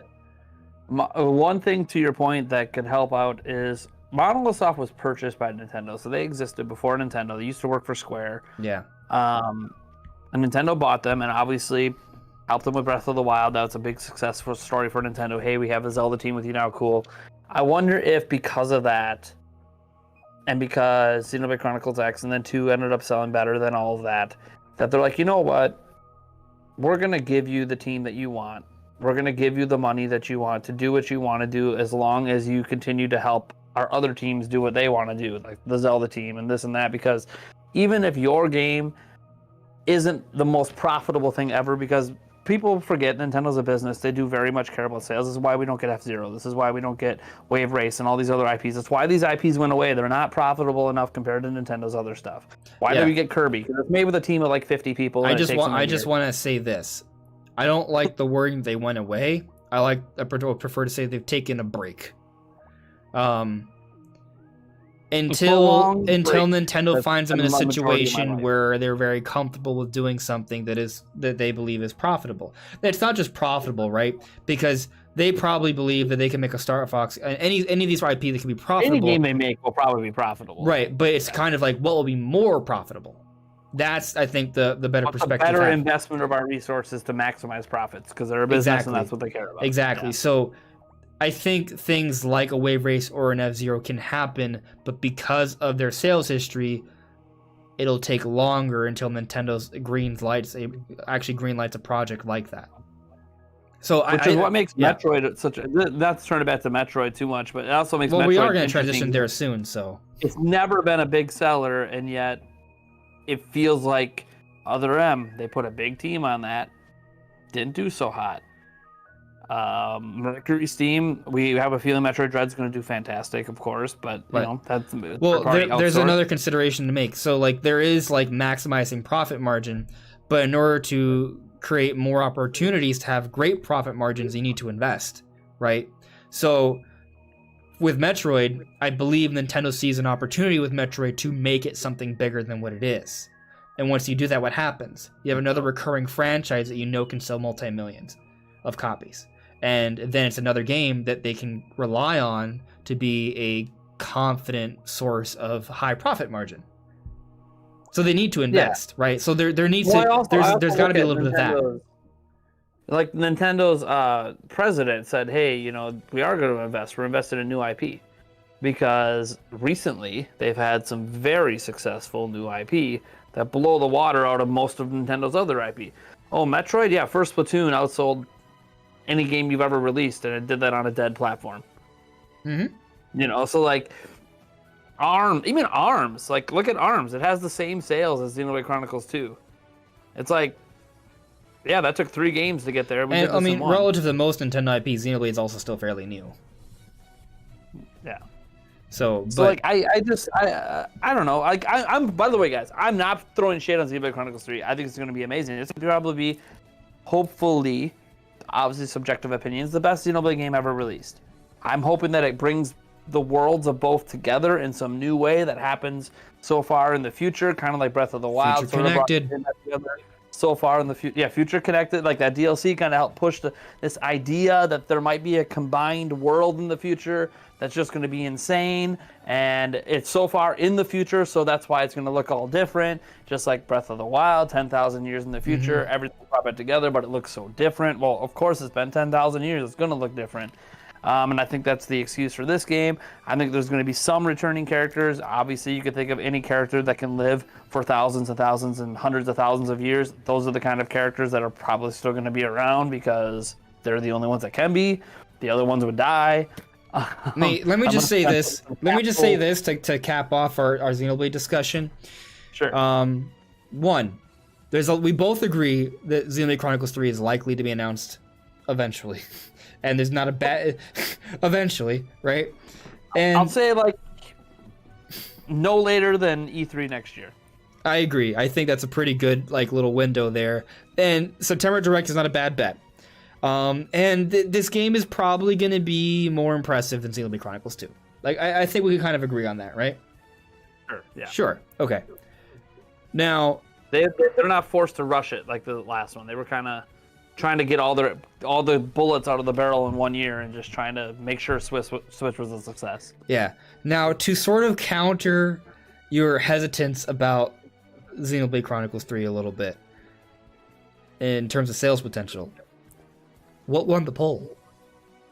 Not Metroid, not Pokemon, but Xenoblade Chronicles 3. If only polls were the predictors of everything. If only, right? If only. But I mean, come on. Like, I do make Xenoblade videos, but I also make Pokemon videos and Metroid videos. Maybe more than Xenoblade videos. But what won the poll, Nate? What won the poll? Wonderful. Give the community what they want. Xenoblade Chronicles 3. So we shall see what happens. I'm excited for the potential Xenoblade Chronicles 3. On the number one Xenoblade Chronicles 3 channel on YouTube. Why not? I love talking about Xenoblade, so why not? But let's move on to Metroid, because I know you guys want to talk about Metroid too. So we got another Metroid Dread report, Volume 5, and it came with the biggest amount of new footage we've gotten since E3, a minute 43-second trailer, I think. And there's some interesting little tidbits there, right? Like we got to see more of the game. We got to see. We already, I think, saw some signs of voice acting during the Treehouse, but we got to see like a nice like actual trailer showcasing voice acting. Now we haven't seen Samus talk yet, but we've seen multiple voices already, including Adam, the AI that talks to Samus. We saw Samus in her orange suit with some great visuals, and then we see her going to the planet. We don't know what happens, and then she wakes up in her blue suit in front of a destroyed, very dark, foreboding, Chozo-like structure.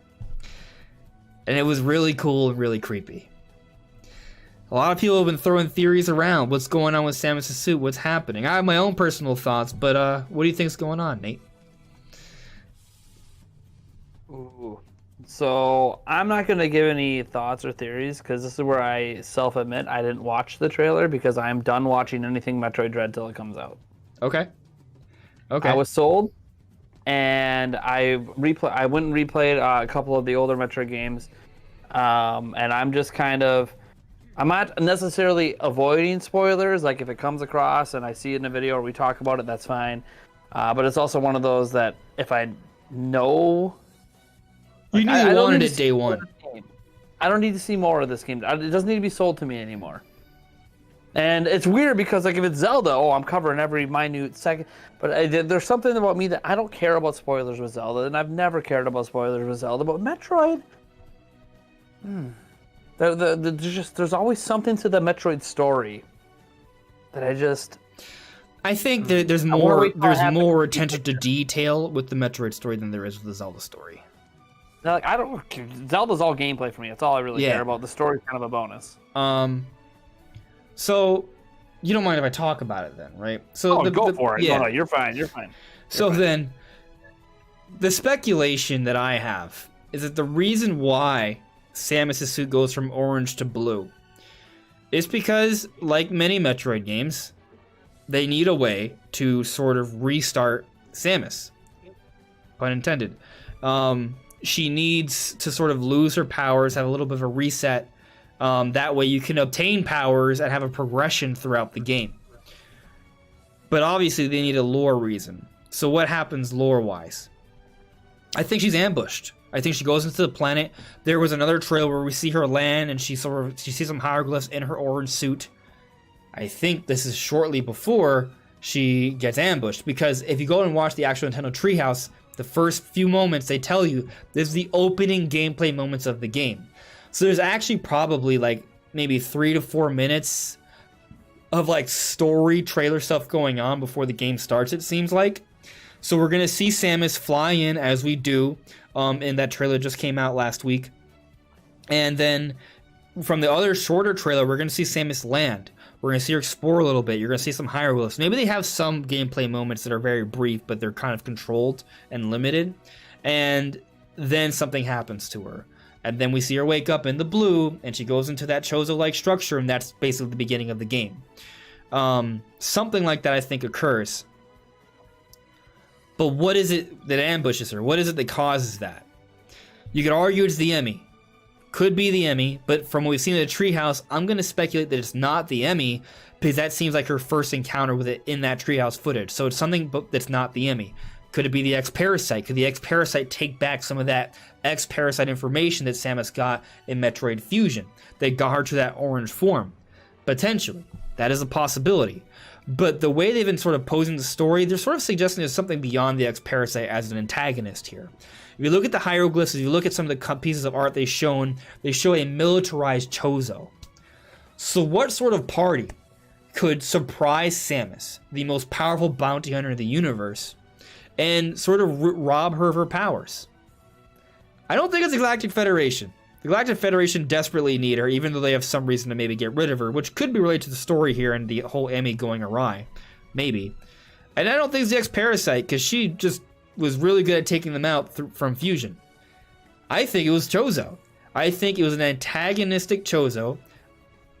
I'm not saying all the Chozo in this game will be evil, but we have seen that there are living Chozo in this game, which is a surprise because they were thought to be extinct. But I think Samus will be surprised. And I think this surprise, and with the Chozo having knowledge of the power suit, we literally see power suit Chozo in the hieroglyphs, they'll be able to ambush her, take her by surprise, have that element there, and rob her of some of her powers, which will then lead to her waking up in the blue and the beginning of the game. That's my theory. That sounds good. In every Metroid game, they always have some sort of story-related event that takes away her powers because you got to reset it because she's too powerful at the beginning. I would love to see a Metroid game where they don't do that. It'd be really cool. Where she just gains new abilities and keeps all her old ones, which they do, of course. They add new abilities in, but you're rebuilding up your old ones as well. Yeah. So yeah, I mean that totally makes sense for a logical explanation for how the beginning of the game kind of kicks off and gets things started. The surprise on for Samus, and obviously someone pointed out we've seen the orange suit later on in the game, suggesting you obviously build back up to that. So yeah, like there's some good stuff in there. I mean, that's the one thing to me that I've always cared the least about is what's the excuse for taking away her powers, because every game needs an excuse to take away her powers.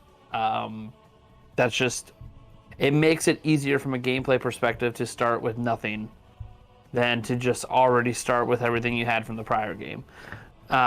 Because again, this is one of the reasons this is so exciting, is this is a direct sequel and to Metroid 4, and it is going to be supposedly the end of Metroid, not the franchise. Obviously, we know Metroid 4 is coming, but the actual Metroid are supposed to be done after this, which is really weird for a franchise called Metroid to end the Metroid.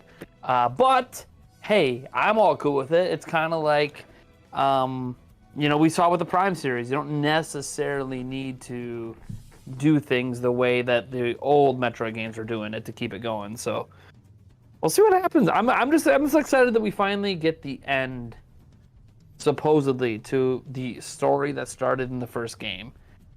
And I think maybe that's why I'm already sold. As soon as they said Metroid 5 and then Metroid Dread on screen, I'm like, I don't need to see anything. I'm good, because this is like a journey from my childhood to now, where I finally see the end of all of this. So maybe that's maybe why I've been so, and now, because I kept thinking about all the time you're talking, like, man, this makes me feel like I've been waiting so long for this. Never thought it was going to happen. Now that I know that it is, I don't want to know anymore. But I like your theory. Your theory makes sense. See, I'm cool with fan theories because it's just made up stuff in our heads that we hope Fan works theory. out. No, it's a correct theory. It's the correct theory. Oh, well, I could totally be wrong. Watch it be out. like just Samus trips over a rock or something. Samus gets amnesia, time travels back in time, Yeah. and now she's got to work her way back to where she started. She Could has her be. ability. I mean, there's a whole bunch of potential stuff. Although, the interesting thing, though, thinking more about it, they did allude how they talked about how Samus starts out deep inside the planet, not at the top where she lands. So it supports my ambush theory, because if she's ambushed, she's probably also going to be kidnapped and taken elsewhere, you know? So, I don't know. I think there's something there. Maybe it wasn't the Chozo that kidnapped her. Maybe it was Ridley. Maybe it was a rock monster. I don't know. But there's certainly options for sure. But, you know, there's something else to talk about in the Dread report. It's not just the trailer. They talk a little bit more about, like, the combat and Samus's movement and such. And it's sort of things we already kind of figured out from seeing the initial footage and Treehouse and stuff. But they kind of harp on it more, so show us a few other little things. They show us the grapple beam. They show us how you can slide. You can, you know, dash, then dash into a slide, and then slide into a morph ball. And there's actually two different ways to go into morph ball. You press down or ZL. And that all just offers more fluidity. You can aim and move around. Like, there's the dash counter. I mean, it's all been built to have a continuous sort of fluid momentum that we haven't seen in previous Metroid games. So they've done a great job of just making this game seem faster and more fluid. Frantic. Prior Metroid games have always been kind of slow paced. How do you get to the next screen? More puzzle elements. This seems a lot more action, fast paced. Not that there won't be puzzle elements or any of that. There will be. I'm sure. It's Metroid. Samus's capability is fast and fluid. She can tear through stuff. When you look at some of the other, Metroidvania games out there from the indie scene, that's really quickened the pace up. It almost feels like it's like, oh, we saw what they're doing. We're going to quicken the pace up, and we're going to make this more action oriented. And there's absolutely nothing wrong with that, by the way. It looks really, really great. Some of the boss fights we've seen have just, wow. I'm really, really pleased, and like it just looks well beyond anything we were able to get 20 years ago. I'm really excited. Like it almost, this probably isn't a very good comparison, but I feel like every time I go watch footage of this game in action, it gives me almost like a sort of Dark Souls-like feel, but from a side-scrolling game. Yeah, maybe like Dead Cells. Really crazy to me. Yeah, I've played Dead Cells too. Yeah. Okay. Yeah.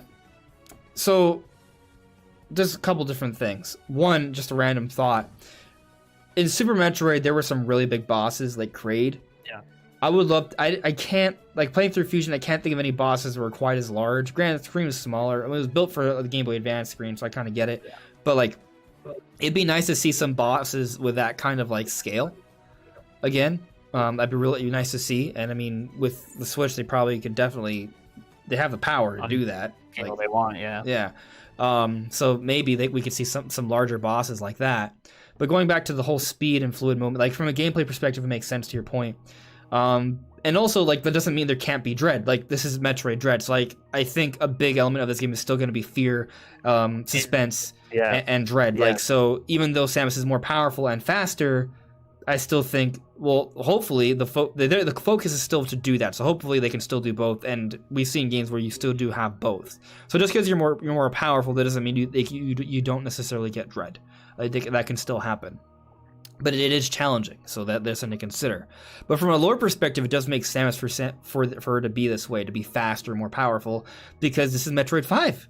This is the latest game in the timeline. This is the most mature, experienced Samus yet. So she should be the most capable she's ever been. So, and for what we're saying for Metroid Dread, that's exactly what she is. So it makes 100% complete sense. How the morph ball works and being able to run and dash and slide onto things. It's like, that seems like a culmination of years learning of all the stuff from her past and putting it all together. Yeah. So I hope what they do is they really kind of build on that and make it so Samus feels more powerful than she ever has been. But it's also like a situation where she also has some adversaries that are more impressive than anything before it as well. So we have like this is like the peak of Samus versus the peak of whatever she has to fight. And maybe that's the Chozo, because they have their own power suits. Like that, there's some serious potential there. So it's kind of exciting to think about. But let me check in with the chat here. Let's see what some of you guys are saying and thinking, and then maybe we'll move on. Let's see here. Novus talks. With the amount of people retro hired, it means they're full steam ahead with Metroid Prime 4. Yes, but to the point of Nate, with COVID and all, that definitely will push things up. Like, there's no doubt, unfortunately. That doesn't mean the game isn't still going along, but I mean, it can still literally come next year. Who knows? Right. I mean, like, what if the development time was only gonna be 3 years? And they did a development restart presumably at the end of 2018, but there was already like a sort of story in mind before that, because Kensuke Tanabe already knew what he wanted to do with the story. So that does shave down development time somewhat. And who's to say they didn't recycle anything from that previous project? Like, maybe they did. So those are possibilities that could slightly expedite the development process somewhat. And a game doesn't have to take 5-6 years. A game can take 2 to 3 years. There's quite a range, really. So, conceivably Prime 4 could come out next year, but I'm expecting 2023. Like, I think if Metroid Dread's coming out now, I think Prime Trilogy comes out sometime next year, and then Prime 4 comes out the year after. Some people think that Prime Trilogy comes out at the beginning of the year Prime 4 comes out, but either way, that would put the timing for Prime 4 2023 at the earliest, I would say. But we'll see. I mean, if it comes out next year, I'm not going to complain, But I don't think anyone's going to complain about that. Yeah. And just more money to spend. Well, this is actually a pretty neat transition, even though I want to check in with a couple more things in the chat. But people love to complain about Pokemon. People beg for them to delay Pokemon just so it'll be better. It's different with Pokemon. But we'll get to that in a little bit. I want to check a few more things in the chat. Noah Sheik, Xenoblade 2 and Breath of the Wild are probably my favorite games on Switch so far. They are also both in my top 5 for sure. Maybe top 3. Very great games. Mario Odyssey's up there as well. Noah's Talks added me. We've seen the screenshots that Samus will remain in the Orange suit later on, so it definitely is an item loss situation. Yeah, she'll obtain that power again. Zalado, how about if they are two Samus? One is the one that lands above, and the other is an underground as a new form of the SX or something. That would explain why these Emmys are hunting her. What would be really interesting is the Samus that is blue is not the Samus that starts the game, but it's like a clone that has the same memory, and you find out that there's two of you. Like that would be very strange. I don't think that's happening, but they could mess with us in that way.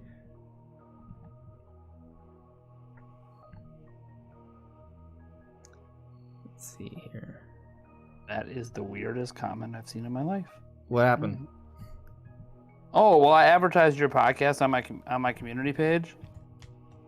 And someone responded by saying, Nintendo Prime, you just left all the podcast listeners. You abandoned all of us who became supporters. I'm like, what? I'm guesting on someone else's podcast. I don't know. How dare you go on someone else's show? Channel. The Nintendo Prime podcast is very much still a thing and happening this Wednesday. I don't really... I remember. I actually remember when I told people I was going on your show the first time. People were like, "What about the podcast?" They're still doing the podcast. I'm just going on someone else. Not a replacement. You can do both. Yeah, it happens. Yeah, I know. It's all right. Hello Boy said, why do so many Pokemon fans seem to hate Legends Arceus? I went on Reddit, and to my surprise, so many fans are hating on Legends Arceus.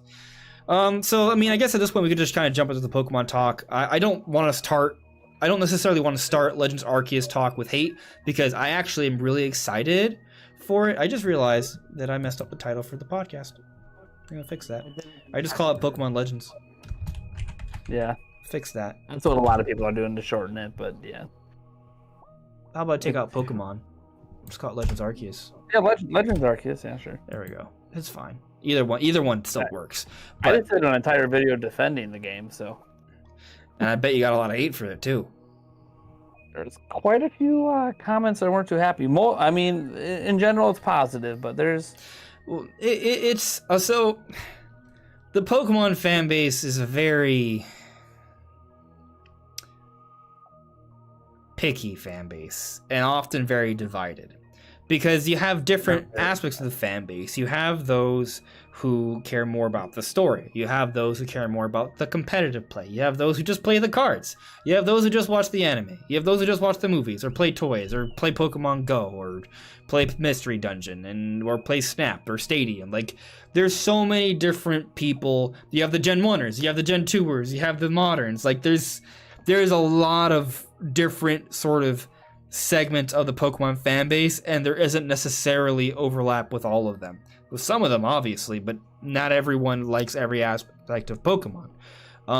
Most people don't like everything about Pokemon. Like, I don't play Mystery Dungeon, not to say they're bad, but I don't play that. I don't really watch the anime. I've seen a few, but I wouldn't say I'm the Pokemon anime fan, right? I play the cards, but I don't play the cards avidly. I don't collect that much. I have some Pokemon merchandise. Anyway, the point is, I don't do every single thing Pokemon. But I still would consider myself a huge Pokemon fan. Huge. I mean, there's like multiple Charizard things, but anyway. It's just a picky fan base. And I think it was already picky beforehand, but with Sword and Shield and the whole National Dex thing, like, it's gotten very toxic since then. I made a lot of videos defending Sword and Shield and got a lot of hate for it. I still think they're good games, but not to say there aren't issues. And I think my perspective in general with Pokemon is that, and we're talking about the mainline games, not the side games. Like, New Snap is just amazing. And I actually think Unite's pretty good too, but that's a whole other thing. Anyway, with the mainline games developed by Game Freak, even though there has always been this demand for more, like that's always been a thing. It's always been a thing. People have always wanted Game Freak to do more. What they've done is that they've offered us more consistent releases than pretty much any other developer. We get a game from them almost every single year, or at least content from them every single year. And there is maybe sometimes it's almost like a tangent, but in general there is an average sort of steady progression of improvement. Like, they are always improving. The problem is that people wanted, when they were developing handheld games, the progression was like this, and then for Switch they wanted to like just shoot up. Like, they just wanted to skyrocket up to the level of like Breath of the Wild. But what happened was that when they got onto Switch, they tilted maybe slightly more up because they needed to kind of raise their game a little bit for HD development, but it wasn't like straight up as people wanted. So the Pokemon games aren't really meeting the standard of expectation. And people are scrutinizing them because the games aren't necessarily holding up to things like a Mario Odyssey, like a Xenoblade Chronicles, like a Legend of Zelda, but they are on the same platform. So when I look at Legends Arceus, I actually personally get really excited because while I can clearly tell that the frame rate has some serious issues and that from a technical perspective, this is not an impressive game. But when I compare it to Pokemon Sword and Shield, I compare it to Pokemon Let's Go Pikachu and Eevee, when I compare it to Pokemon Sun and Moon, I see that they've been continually building on concepts and ideas and technologies, and they are starting to implement them and work on it and get better. We are seeing Game Freak develop open environment with dynamic camera Pokemon games, open exploration. They are introducing a lot of third-person action adventure mechanics. They are modernizing the series, and they're playing around with different ideas. They are innovating the series. They've been doing this. And I think they're actually doing more and trying more than they ever have. So, like, that constant complaint that we've had for Game Freak since the 90s, that they don't improve at a really nice rate, I think that rate of improvement is higher than it ever has been. So when I see people complaining about Legends Arceus, I'm like, okay, I see where you're coming from, but at the same time, I still think this is going to be a good game, and I feel like they've made massive improvements over what they've done in the past.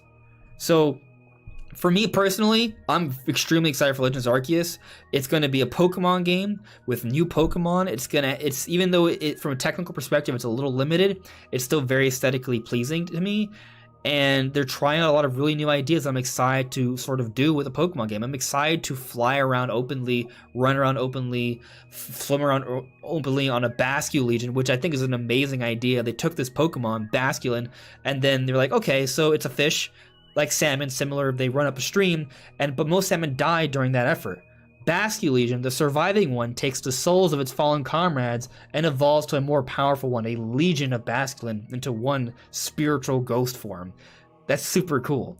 So I'm really into the lore of this. I'm really into a lot of the new gameplay options they're offering.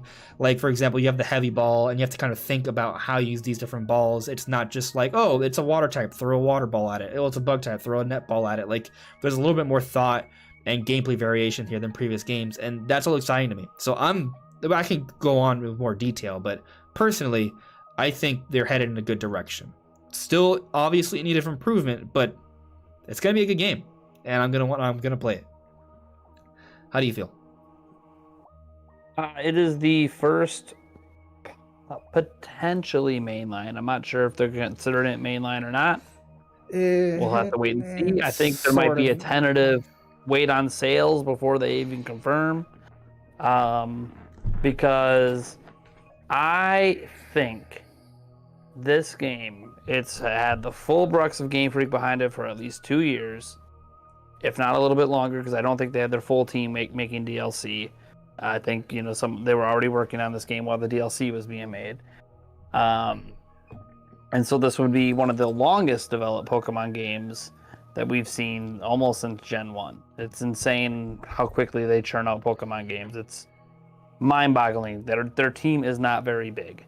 So I don't know how they churn out games at the speed they do.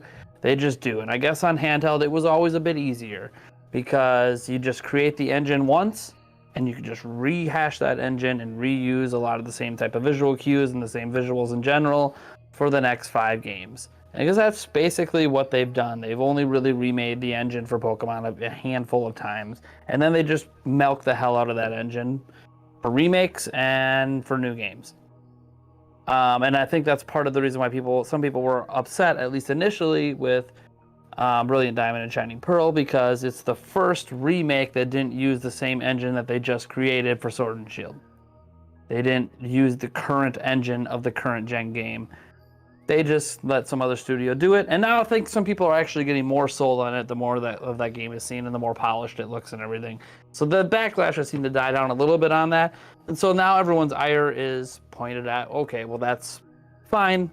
That's good for a third-party company taking their first crack at Pokemon, but hey, if you're going to let that, then what are you doing with Legends Arceus? And to me, I was super excited when this thing was announced. It looked rough then. I'm still just excited now, and I think it looks even less rough now because the frame rate is still having some issues after I've rewatched the footage now about 300 times, but it's significantly better than the hitches that were happening in the prior footage, and there's more going on screen in this footage. So that's exciting. The way they're approaching capturing Pokemon, you always have the traditional way. Whittle the Pokemon down, throw your ball, catch it. That's basically what Pokemon always is, except this time around, it's different. Some Pokemon, you don't have to even fight them. Just throw the ball and you catch them because they're peaceful Pokemon. They're not going to fight back. They don't mind being caught. But then other Pokemon do mind being caught. You have Pokemon that not just the possessed thing that happens in the game, but also just other Pokemon that are just more aggressive and will literally attack and try to kill the trainer.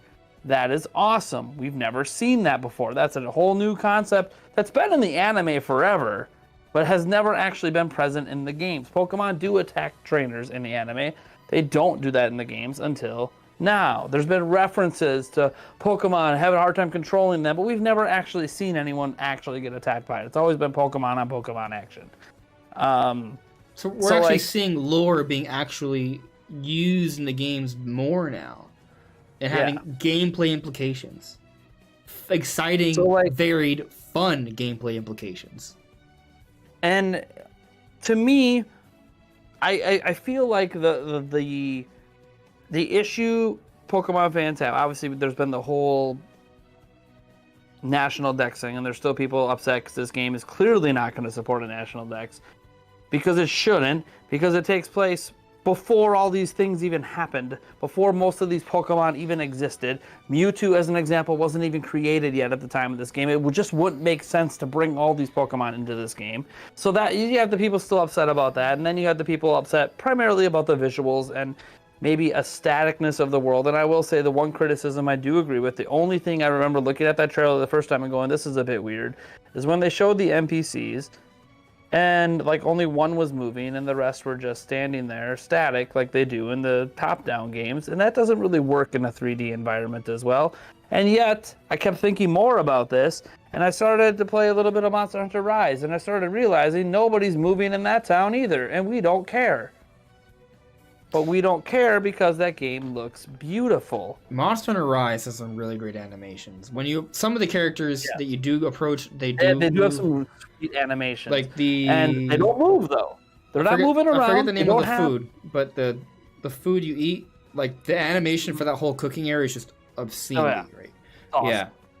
And this game, even if the characters don't move, they don't seem to have any idle animations. They're just there. They're like a sign. I haven't noticed that too much yet, but yeah. But that's the only minor gripe I had, is like, okay, and then I kept thinking, how much time am I really spending in this town? It feels like I'm going to come here, there'll be some story stuff that might happen, I'm going to restock up, and then I'm going out in the world, because why am I excited about this game? I don't care about the town. It could not exist, for all I care. I care about this fully open world Pokemon game that I get to openly explore, not on some set path, not on some forced progression. I can go anywhere and capture any Pokemon, or try to capture any Pokemon I want. And the exciting thing to me, as someone who is more of a Gen 1er than anything else, and fell out of love and haven't really deep dove into a Pokemon game in over a decade, is that to me, this game feels like a reset. They are hitting reset, and they're not rebooting the series, guys, but it feels like, because it takes place before all this stuff happened, and this whole concept, and the very obvious, we want you to be calling this the Breath of the Wild of Pokemon, because look at the scenery shots we're showing. Look at some of the musical notes we put in there that make you get confused as you're watching the trailer, thinking this is Breath of the Wild music, but it's not, because then it breaks out into a full Pokemon orchestra thing. And you're just sitting there watching all of this, and watching the ideas, some of the unique concepts going into this game. Even in combat, with the being able to attack multiple times in a row, or deciding you want to do a stronger attack. And it's simplified, but also there's some strategy in there. And the concept of Pokemon before Pokemon was Pokemon. Pokemon before people and Pokemon were one and the same. It's a world where Pokemon don't like people. People don't like Pokemon. They're actually monsters. They're not just these playthings on the side where you're catching them all and you're trying to be a Pokemon master. No, Pokemon and people don't get along. That's the world we're in. Pokemon and people don't like each other. They shouldn't. I go out there and I see a flaming, Ponyta out there. That looks badass. You come near me, I'm running for my life. That's the world we're in. We're in a world where some of these things are friendly and cute and cuddly, just like our world. We domesticate dogs and all that. And you go out and you touch a gray wolf and it might bite your neck off. Like that's the world we're in. And that to me is so exciting that, yeah, it's not that visually impressive. For some people, they are impressed. And I think some of the people that are impressed are people that are diehard Pokemon fans that go, it's the best looking Pokemon game they've ever made. Because it is. Just because it's still not visually impressive compared to other non-Pokemon games or other even spin-off Pokemon games. Okay. So, remember in the beginning of the stream when I said, whenever a game is on Switch, even if it looks ugly for other platforms, because it's on a Nintendo platform, it just inherently looks better to me? Pokemon Legends Arceus, because it's a Pokemon game on a home console option Nintendo system, with 3D graphics and open environment with a dynamic camera, it just inherently looks better to me than another game that were to use the exact same engine just with a different name. Because it's Pokemon, it just inherently, you know what I think mean? that's Like, one of those, they get away with it because it's Pokemon. And yeah, that is also the criticism, is if it was anything else, they wouldn't get away with this. I always say this. As someone who used to play a lot of Pokemon games, don't as much anymore. I can't remember a single time when I bought Pokemon games that I bought it because of how it looked visually. Never you cared. play it for the adventure. You play it to have battles with your friends or collect. By the way, my kids play Breath of the Wild. They play Odyssey. They see all these visually impressive games on Switch. They also have seen very visually impressive games on PlayStation 5, and they really enjoy playing them. They watched, I showed them the Legends Arceus trailer, and all they said is, I want to play this, and I want to play this now.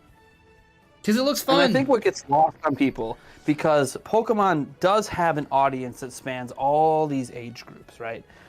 Is that... You got old farts like us. Like it or not, I feel like Pokemon, and I could be wrong, all you hardcore Pokemon people, tell me I'm wrong, has always been first and foremost targeted at children.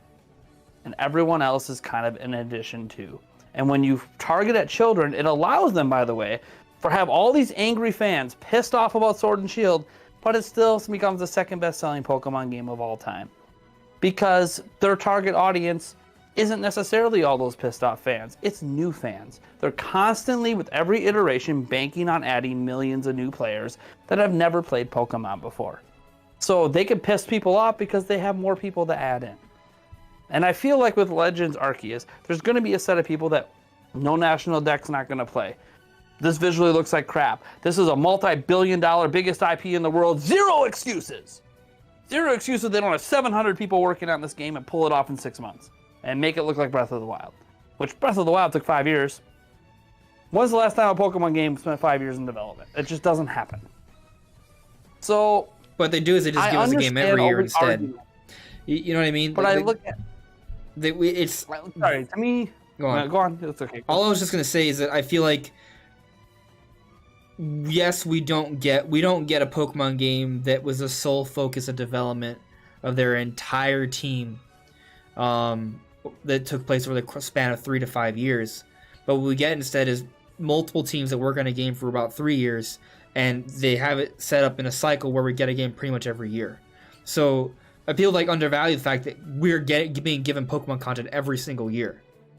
We don't get that. We don't get a new Zelda every year. There's a subset of fans, and hey, I'm with you guys, that don't want Pokemon every year. They'd rather wait 3 to 5 years for a Pokemon game. And with those set of fans, you know what? I agree. If Game Freak and the Pokemon Company were willing to give up their yearly profit margins to focus on one game every 3 to 5 years, it absolutely better look like Breath of the Wild, or better when they're going open world, when they're going on the most powerful hardware they've ever made Pokemon on. I absolutely agree at that point it should look like that. But that's not what Pokemon is. That's not what they do, and that's not what they care about. And the reason I bring up the fact that Pokemon's primarily targeted at children, and yes, they put in aspects that please everybody, but there clearly is a target age group for that. When you go out, and I taught at elementary schools, they can have all the Call of Duty fans. There's kids with Pokemon backpacks. There's kids with Pokemon trading cards. There's kids with Switches playing Pokemon games. I'm not saying adults don't play it. I'm an adult. I'm a 34-year-old, 35-year-old adult that's going to be buying Legends Arceus Day 1 and playing it. Adults play Pokemon games. But target audience to me has always been children. And I viewed that even when I was a kid playing Pokemon. I didn't grow out of Pokemon because I got older. I just got tired of playing the same game over and over again. So I stopped playing. Legends Arceus finally feels like something new. So I'm going to play it.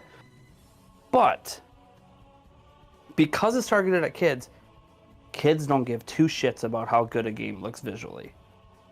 Look at the most popular kid games in the world. My kids spend an hour a day, that's what I let them do, playing Roblox. Roblox is not that visually impressive. Minecraft is not that visually impressive. Among Us is not that visually impressive. A lot of the super popular games of kids are not visually impressive. They don't play the games for visual. They don't care. They don't care what the frame rate is. They don't care if it's a 1080p, 4K. Visually impressive games don't yield the best tree profit looks margin. like it's from PlayStation 2. You know, they don't even know what a PlayStation 2 is. It's too old. To them, it's, if I played Pokemon Sword and Shield, and then you go from that to this, like my daughter played Pokemon Sword and Shield, and she took one look at this and said, this looks so much better than Sword and Shield. And that's all they care about. It's an improvement. They don't care. They're not trying. My kids have never looked at it and said, this game needs to be like Breath of the Wild. They view them as two completely separate things. Sure. And that's the way children's minds are almost beautiful in the way that they work. They compartmentalize video games so well compared to adults, where we are constantly trying to make every game compare to each other. That's just not what this is. Yes, I agree. It can be better visually. It can be more visually impressive. But are you willing to wait for this game until 2025 and get 0 Pokemon games made by Game Freak from then until then? Some people if the are, answer is but no, I think the majority answer is no. If you're not willing to make that sacrifice, then this is what you're going to get. But let's be real here, okay? Like, this game's going to sell well regardless, right? God. I this is the potential future of Pokemon. I'm just throwing it out there. Well, a lot of people let's kind of hone in on that. Legends Arceus. By the way, there was a super chat from Taker610. Thank you very much. Taker said it's pronounced Arceus. Arceus. I kind of like the saying Arceus or Arceus because it's like archaic and then Arceus. But anyway, this game, I think, has the potential to outsell Pokemon Sword and Shield. Why? Because it's an open world Pokemon game. Like, that's what it is. Now, it may not technically be open world. It may be more like sandboxes. Because apparently you have the hub area and then you go on survey missions. I don't know if it'll open up more, but it's still at least very clearly big, large open sections, right? Yes. So it'll be fine. But with that in mind, this has huge sales potential. Like, I mean, it's employing a lot of things that people have wanted for Pokemon for a very long time. Now, the catch is, pun intended, is that it's not using. There's not really any multiplayer elements besides trading. Like, so the full battle system isn't really in there. There isn't going to be a big competitive element to this. So it's not Game Freak going all in for this being like the mainline series to what you were bringing up earlier. Even though I still think it's considered mainline because it's being pushed and marketed as a mainline title. We're seeing new Pokemon added like to this game. Which rarely happens. We've seen it done before. It's mainline. It's being treated like mainline. But what I believe will happen is that, I mean, we see it with every different Pokemon game. You look at like Pokemon Let's Go Pikachu and Eevee. What do? They put in roaming Pokemon. What happened? We saw roaming Pokemon Sword and Shield. We see them employ ideas that eventually we see in future games. They used Ride Pokemon Sun and Moon. We didn't see them again until now. Ride Pokemon have returned in Legends Arceus. They try out ideas, they experiment with them, and they use them eventually if they work out well. Legends Arceus is an experiment, you could say. And it'll be a way to sort of maybe introduce more Pokemon fans to this idea and concept, and they'll see how it goes, and a lot of the ideas in Legends Arceus may be used in the actual Gen 9 when it comes out. I have a counter theory to your proposition. Go for it. Because obviously I mentioned, this could be potentially the future of Pokemon. Now, there's a real big reason I bring this up because we'll see what happens here. Obviously, we have to see what the sales are like. Sales are going to be everything. If this thing can sell 20 million as a single release, they're not going to win. It's going to happen again. And if it outsells Sword and Shield, it's going to happen again. I look at it like this. We're getting another Breath of the Wild game because of Breath of the Wild sales. And we're going to continue to get open world Zelda games probably moving forward because the sales are just so much higher than anything they were doing before. If that means we never get traditional dungeons again, that means we never get traditional dungeons again. They don't care as long as the game is selling. By the way, I really hope they bring back traditional dungeons, but we don't actually know if that's going to be a thing. Yeah, I don't think it's the shrines that sold Breath of the Wild. Yeah. But I look at it like this. If Legends Arceus can do Sword and Shield numbers, but not be that kind of game, I'm not saying that's the end of traditional Pokemon. I'm saying, though, it's the beginning of the end if they do it again, and it does it again, and it does it again, and it does it again. Because what does the Pokemon company care about most? Money. And if they can make a single game that can sell the same amount as 2 games, Right. I know your argument is if it sells well, take elements from this, put it in the Gen 9. My argument is Gen 9 might be an open world Pokemon game that follows up Legends Arceus. Because Breath of the Wild was very much an experimental game. So was Skyward Sword, by the way. If Skyward Sword would have blew up, we'd be getting motion control Zelda. We wouldn't have Breath of the Wild. It'd be a totally different game if Skyward Sword would have blew up. But it didn't. Because of Skyward Sword failing led to this. I don't know if... I think what happened, because I don't think Legends Arceus was being made really before Sword and Shield came out. I think they knew when the Switch was being made that they were going to make Sword and Shield. Sword and Shield was in development when they knew the Switch was coming. They had some sort of small team working on Sword and Shield, while Let's Go was also being made by another team. But I feel like they made Arceus because they saw what happened when Zelda did Breath of the Wild, and they said, if we can... Zelda's a much smaller IP than us. If we make an open world Pokemon game, and it can blow up the way Breath of the Wild did, that might be a 20, 30, 40 million seller for us. Because look what Zelda did when the highest selling game before was only 8. I mean, to me, I don't know how you ignore that and just don't make... Not just more of that, but consider... You didn't get Sword and Shield, did you? With the main Pokemon team. You didn't get Sword and Shield, did you? Nope. So that's what I'm kind of thinking. Like, I just ask you that because I think Legends Arceus has that potential to bring in the core Pokemon fan base, but also bring in other people to the open world sort of style. Like, there's a huge audience there. And what if we do see like a big sort of single player third person adventure game that sells 40 million? If there's gonna be a series that's gonna accomplish that, it's gonna be Pokemon. It has that potential. Well, I look at this as they clearly didn't give a shit about Backlash when they got rid of the national decks. They clearly just didn't care. I think they didn't expect the Backlash to be as big as it was, but it is what it is, and they clearly have fully dedicated to it. We're not going to bring all the Pokemon to any single Pokemon game moving forward. Fine. Just hold on a second.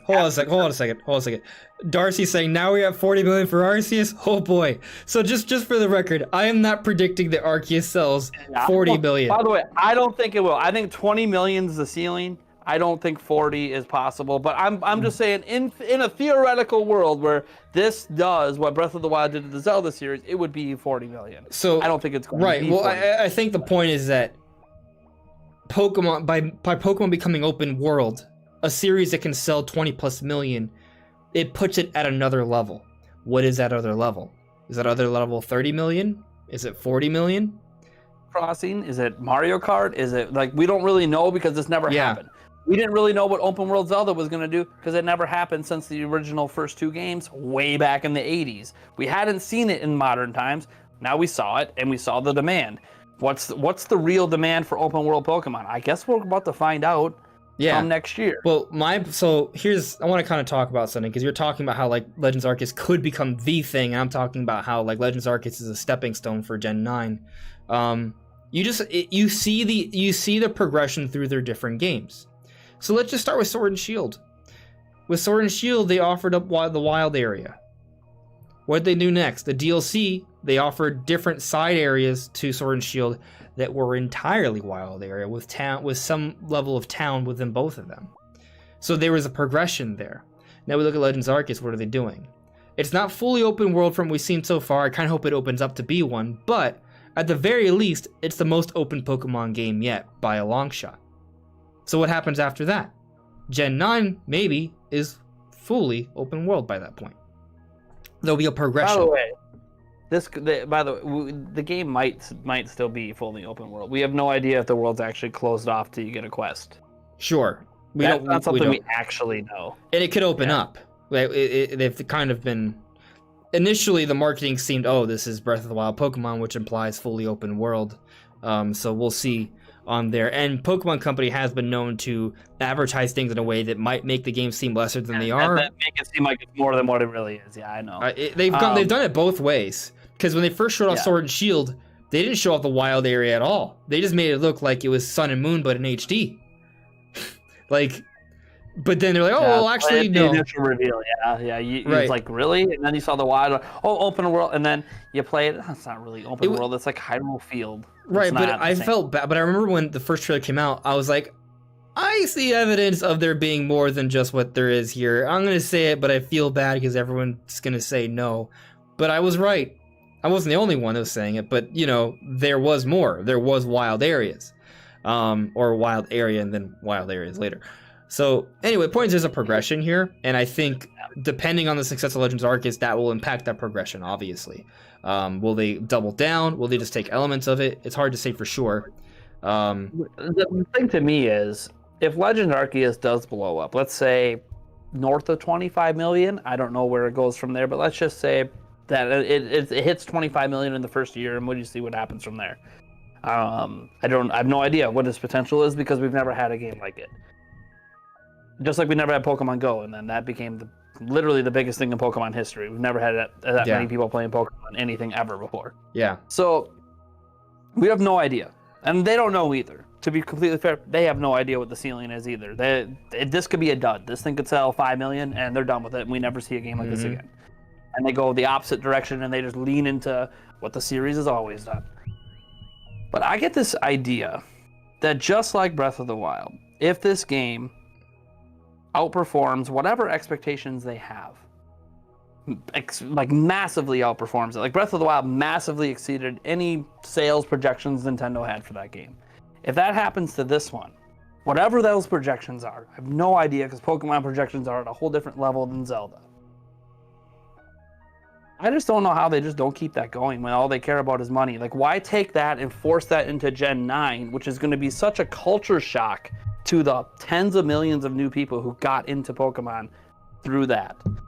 Why wouldn't they just continue that and expand upon that and then slowly, which is what I hope they do with Breath of the Wild 2, slowly bring back elements from the traditional games? Like, slowly bring back trainers, slowly bring back this. I mean, the thing is, we already kind of know that they're not going to do that because, like, Legends, well, one, because Gen 9's already deep into development. So that would be a lot to change in order to come out on time. But then two, hold on, but then two, they're calling it Legends Arceus, right? Which gives them by hiding behind that moniker, they can always be like, oh yeah, this is just a side thing. Now we can go back to the main thing. But the fact that they're even doing that does suggest that they are experimenting with those ideas and they're going to do them. So so you understand my point of view. My ideal world is that Gen 9 is a marriage of this and traditional Pokemon. But if you look carefully at Legends Arceus, it's not really that far off from what traditional Pokemon could be. It's really not that different. It's just better. Like, if you look, hold on, I know. No, I'm not talking. I'm waiting for you to call on. You look at the battle system, right? The battle system, from everything we've seen so far, is pretty much what it's already been. They've simply added another wrinkle to it with the agile and combat style. They've changed around how we sort of look at the speed mechanics. If you can still have items attached to your Pokemon, and you can still have abilities, and then all the stats are in place, then it's basically just another layer to the battle system that's already been there for years and it's been improved upon slowly. So my point is that Legends Arceus, you just take that open concept, execute it a little bit better, polish it up a little bit more, bring back more Pokemon, offer gym leaders again, but still be an open environment, and it's still Gen 9, but it's still Legends as well. So I don't think the marriage of both ideas is really too far off. So even if it goes my way or your way, I feel like our ways are really not that different is my point. But go on. So, two things. How do we know Gen 9's even in development? We know that they are developing something, right? And we know that they come out with a generation pretty much every 3 years. Now, my opinion is that Legends Arceus is delaying Generation 9. Sure, that I can agree with. What I think is, normally they would have made Brilliant Diamond, Shining Pearl while working on Gen 9. But they didn't. They outsourced it. But they weren't working on Gen 9. They were working on Arceus. I think they put their entire team on this game and have been doing nothing else since the end of the Sword and Shield DLC because they had people working on that. And I think they literally have their full team working on Legends Arceus, which is the only way since Sword and Shield you could pull off a semi-open world or potentially completely open world Pokemon game. They would have had to have put their whole team on it. And from just my perspective as a gamer, I'm sorry, how are you pulling this off in 2 years without the full team? I don't really agree. Because this is well beyond Sword and Shield in terms of scope, not necessarily mechanics and story. And there's a lot of fine details in Pokemon games that don't appear to necessarily be in this game. So they've simplified a lot, like you've mentioned in some ways. And I even think when you talk about Pokemon holding items, I don't think that's going to be here. This is a wild world. They don't have that kind of control over Pokemon. They don't have the. I think everything's actually super simplified. I think it's what you'd be implying. I think a lot of what we know is stripped out. There's no breeding. There's not going to be, like obviously the mega Pokemon. Like a lot of the stuff is going to be gone. Right. The only thing I want to say is that wouldn't really be how Game Freak has operated their entire time. They've always had. It's not how Game Freak operates. So that's my point. They're doing something different. Sure, but what I'm trying to tell you is that every game they've made, they've had other games in development at the same time. They've had cycling teams, and there's overlap, and they kind of work with each other. There's cross development there. So I'm saying that, well, one, I agree with you. They are changing their pattern. They obviously are. That's factually already happened with Legends of Arceus and Brilliant Diamond Shining Pearl. Like, that factually has already happened. It's part of why I think the generation is being expanded here. So we're on the same page there. But all I'm saying is that they also like to have a game come out every single year, pretty much. So Legends Arceus could be that game, but I also feel like they're probably going to have something else for the holiday. Maybe just DLC for Legends Arceus, right? But there's going to be something. Go on. Yeah.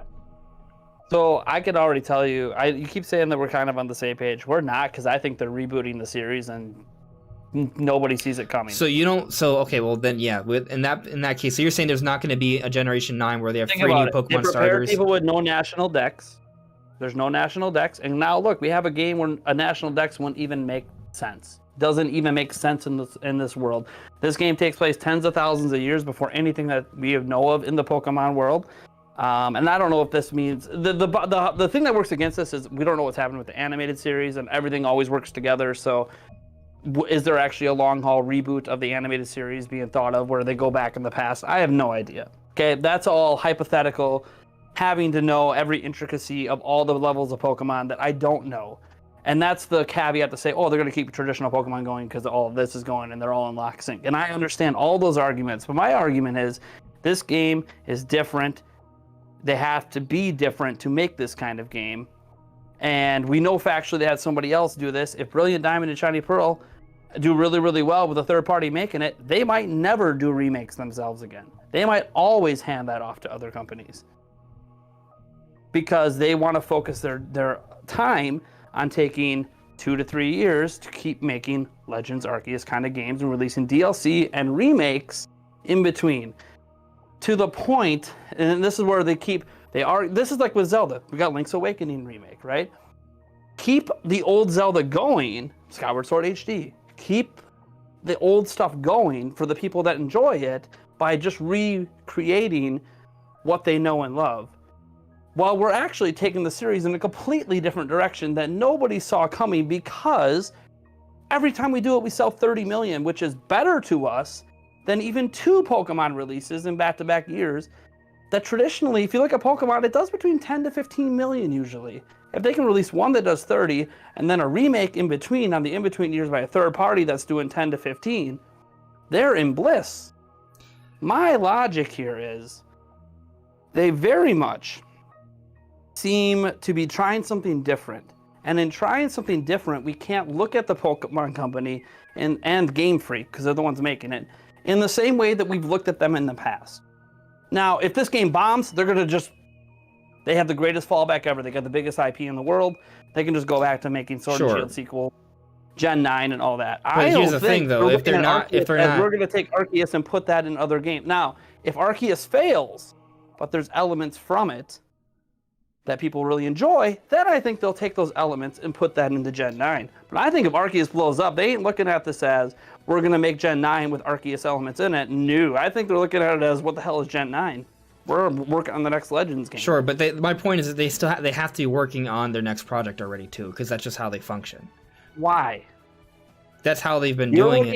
You're looking at what they've done in the past.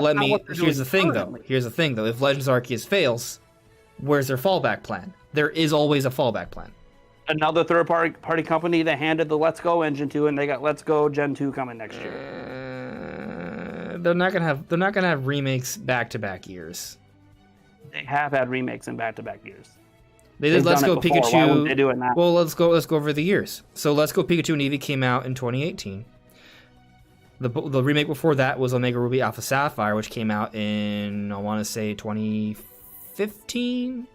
So it's a 3-year difference. Yeah. And then before well, you know that, what you're not considering in all of this? Legends Arceus isn't a remake. That's the game that came in between.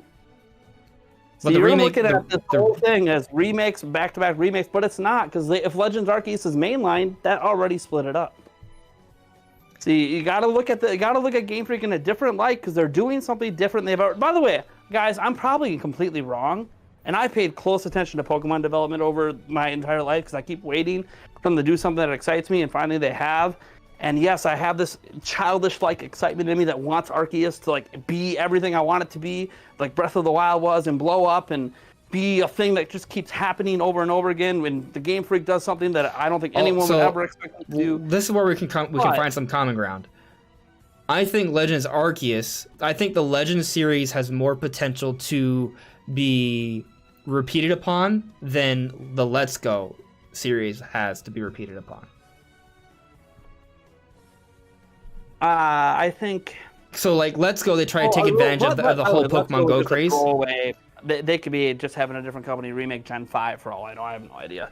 Yeah, it was just a throwaway game to mention that the engine already exists. It would take them less than a year to put that together. They can give it to a third-party company, and they could do it. I'm not saying they're going to. By the way, Let's Go didn't actually sell that well compared to normal Pokemon games. So 10 plus million is not bad. But it didn't do bad. But it's still like about not as good as Sword and Shield. No. Do what Legends Arceus might do. This to me all comes down to this. I mean, it really all comes down to sales. Like, I see Birdman. Shout out, man. Same that Legends Arceus is a home console version of Gale of Darkness for GameCube, except Gale of Darkness didn't sell very well. It was also not made by Game Freak. Yeah, it was also not made by Game Freak. So like, I get the argument, but if this game sells 25-30 million, I don't think Game Freak's looking at that as, well, we're going to put this in Gen 9. It's going to be, no, we're going to keep making this. Just like Breath of the Wild 2. Hey, look at what happened. We're going to keep doing this. We're not going to stop because people want it. And it sells a lot. And we're going to keep going until they potentially... Like, I think they stopped caring about what traditional Pokemon fans like the moment they said no more national decks. They're trying to set people up for it. We're just not going to do what we've always been doing. We're kind of done doing that. Now, we'll keep doing remakes and we'll keep doing this and that. We're not going to stop the money train. Hence why Brilliant Diamond and Shiny Pearl even exist. Oh, well, to make Arceus, we can't make that, but we'll hire somebody else because we want the money train.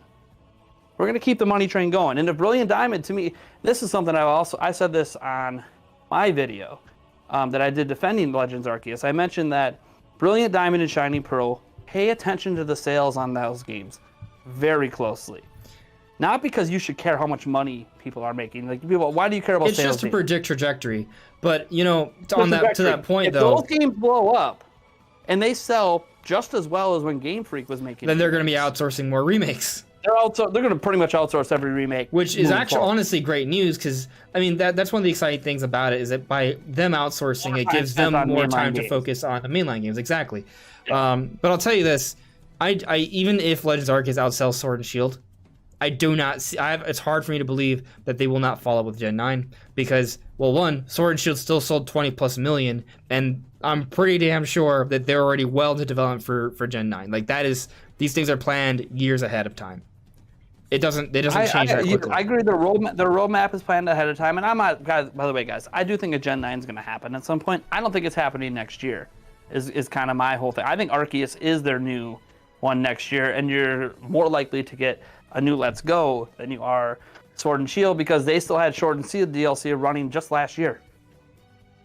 And you can't tell me that they were developing Gen 9 and that DLC and Arceus at the same time, and then we still have this open world Pokemon game.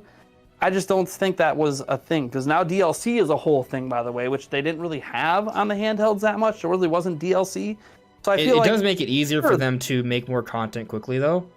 So it's kind of these different things, like by outsourcing, by doing DLC, it's actually making their sort of development cycles a little bit healthier as opposed to being forced to come up with something every single year, which will lead to bigger, more ambitious projects like Legends Arceus. Yeah, no, I agree. And so, like, again, guys, they're not going to abandon traditional Pokemon now. Gen 9 is going to happen no matter what happens with Legends Arceus. Gen 9 is going to be a thing. Okay? It's not going anywhere.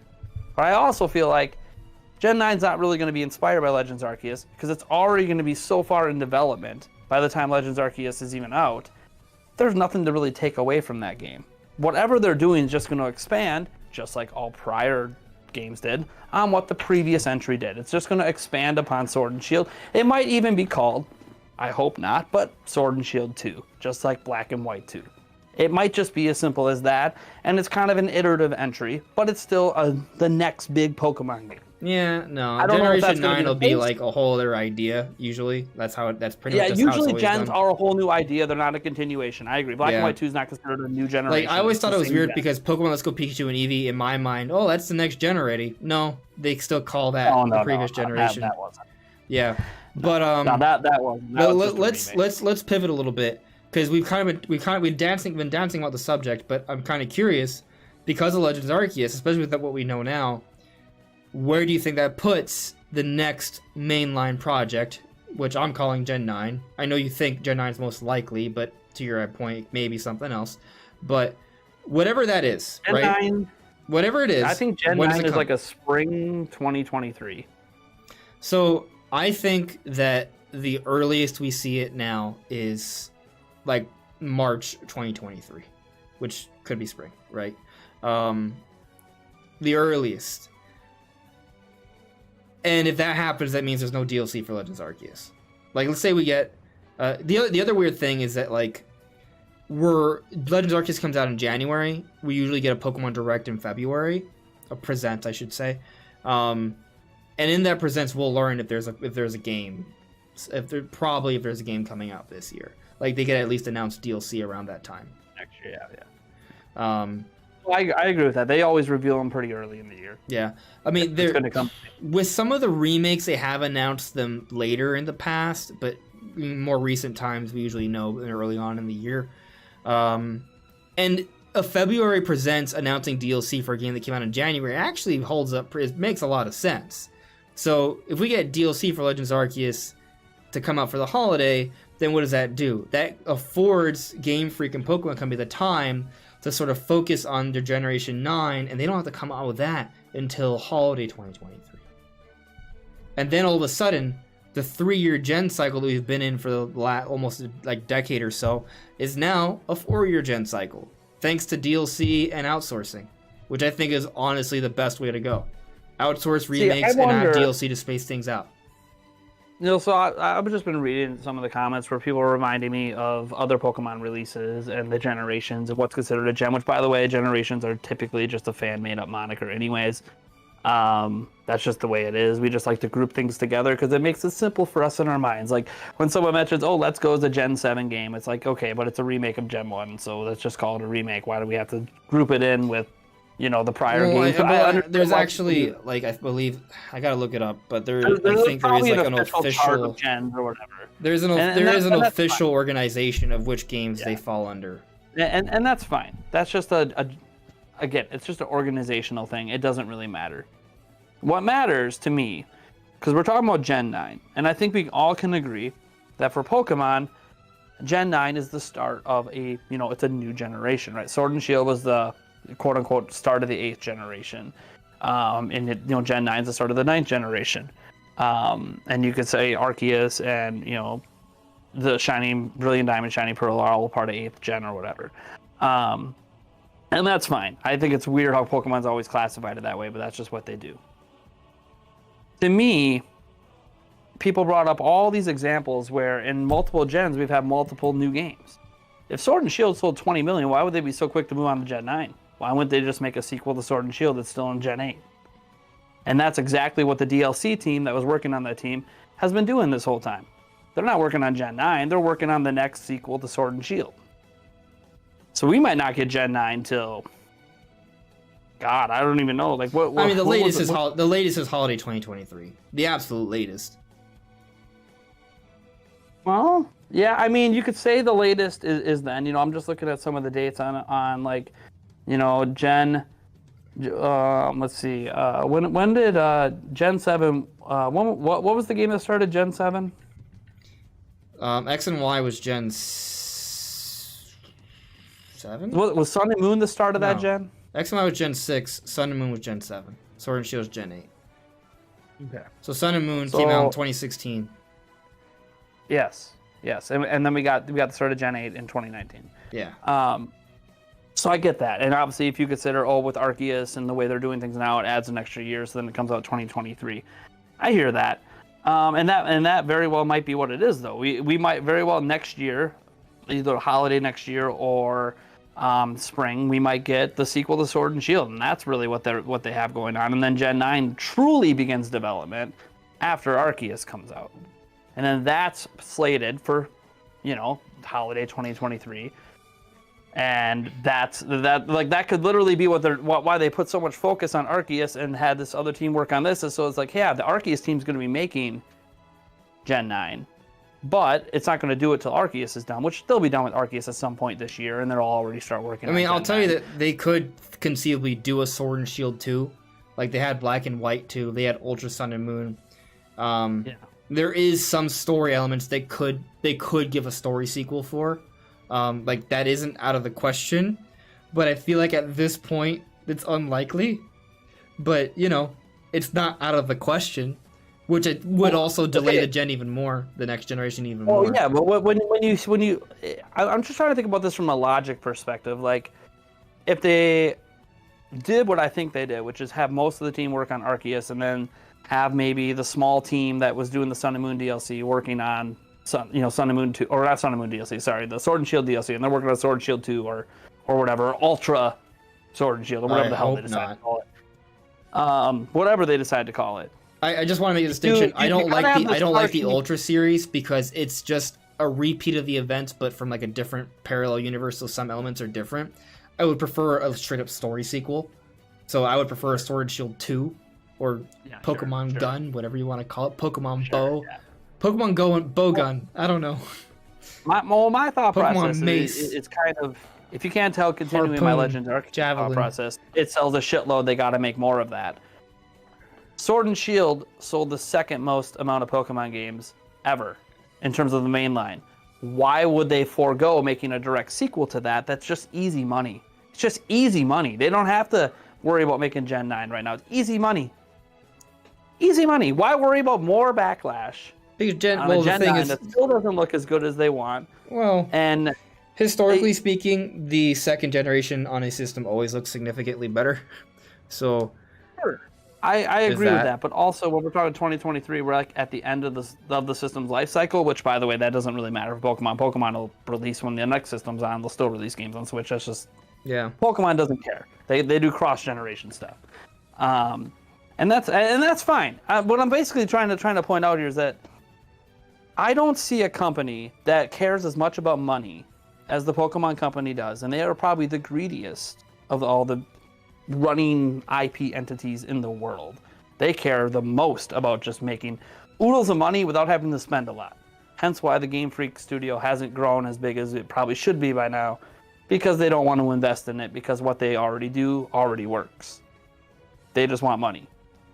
So I kind of view it from a greed perspective and a business perspective. 20 million, well, if I could, how many people, like how many new gamers, as I mentioned, they target Pokemon at children, became fans of Pokemon because of Sword and Shield. Okay, let's say it's 5 million, 6 million, I don't know.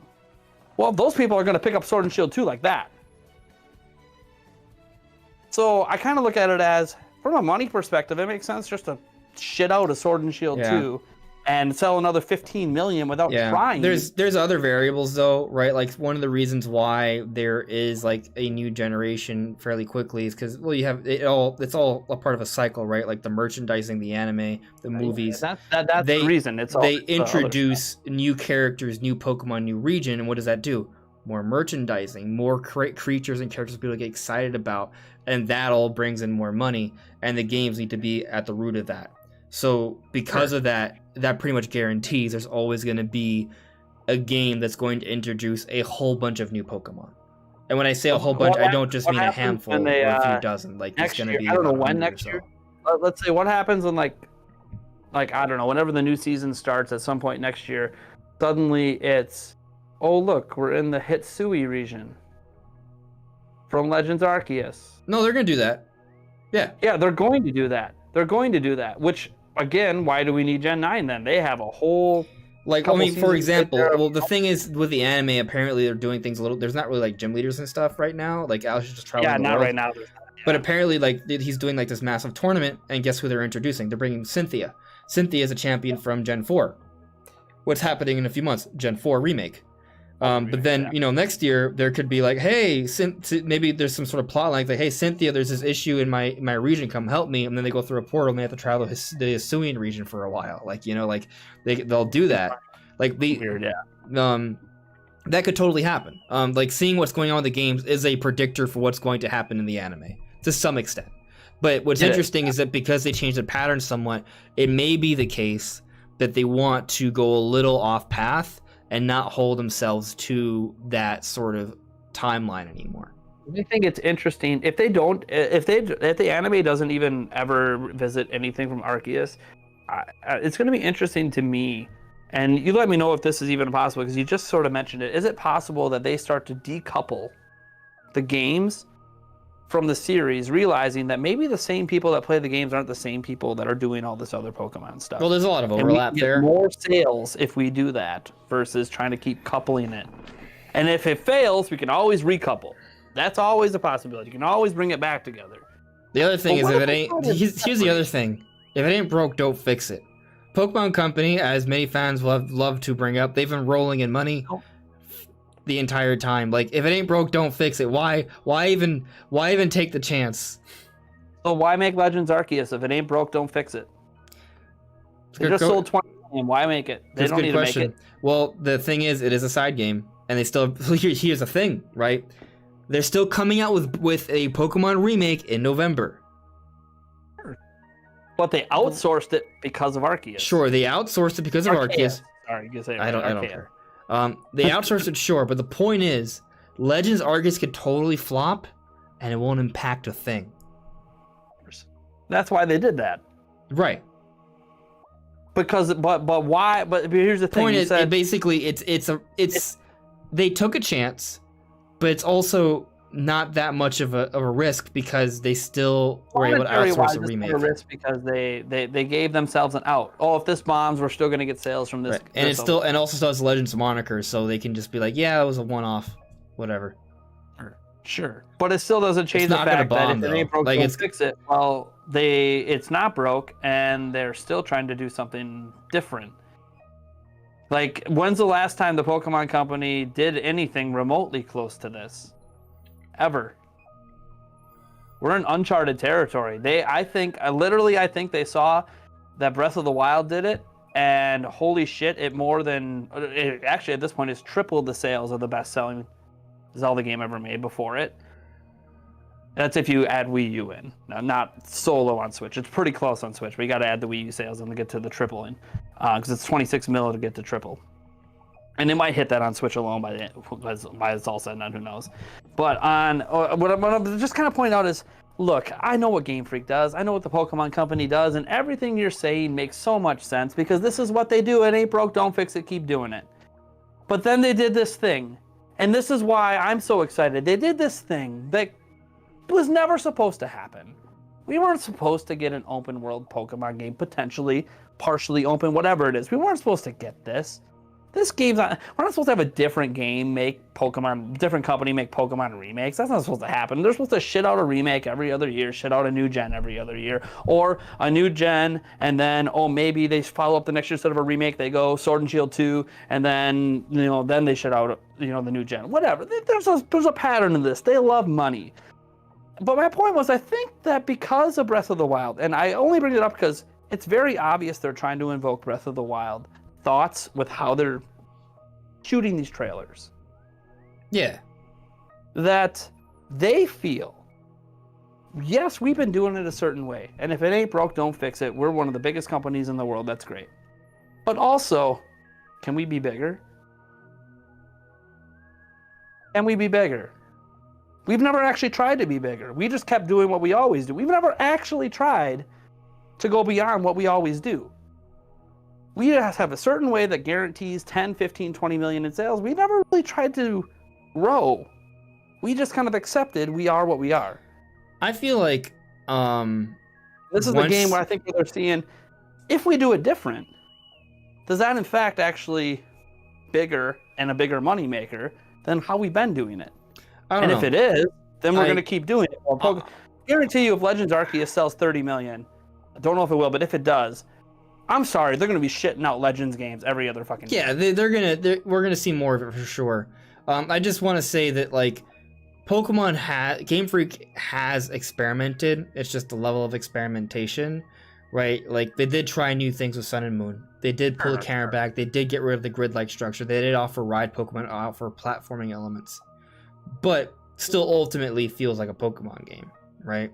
Legends Arceus is the grandest departure that uses the Pokemon name being developed by Game Freak. Like, that's a fact. Absolutely. Yeah. It's the most different thing. Very ambitious. It's the most different Pokemon project Game Freak has ever done. And I specify that because Game Freak has done other things besides Pokemon. Yeah. But, I mean, either way... People always forget that, because they just view it as the Pokemon. There's an elephant game, and there's Town, and there's a couple... That's pretty much it. But, yeah. Need some more of that. Anyways. Let's check in with the chat here. Guys, offer up some final questions you want us to put out and talk about. We're going to bring the discussion to a close. Unless there's anything you want to bring up specifically, Nate, before we bring things to a close. But, specifically? If there's anything you want to bring up before we call it a night, just bring it up. In terms of gaming topics? Is there anything non-gaming you want to talk about publicly? Do you?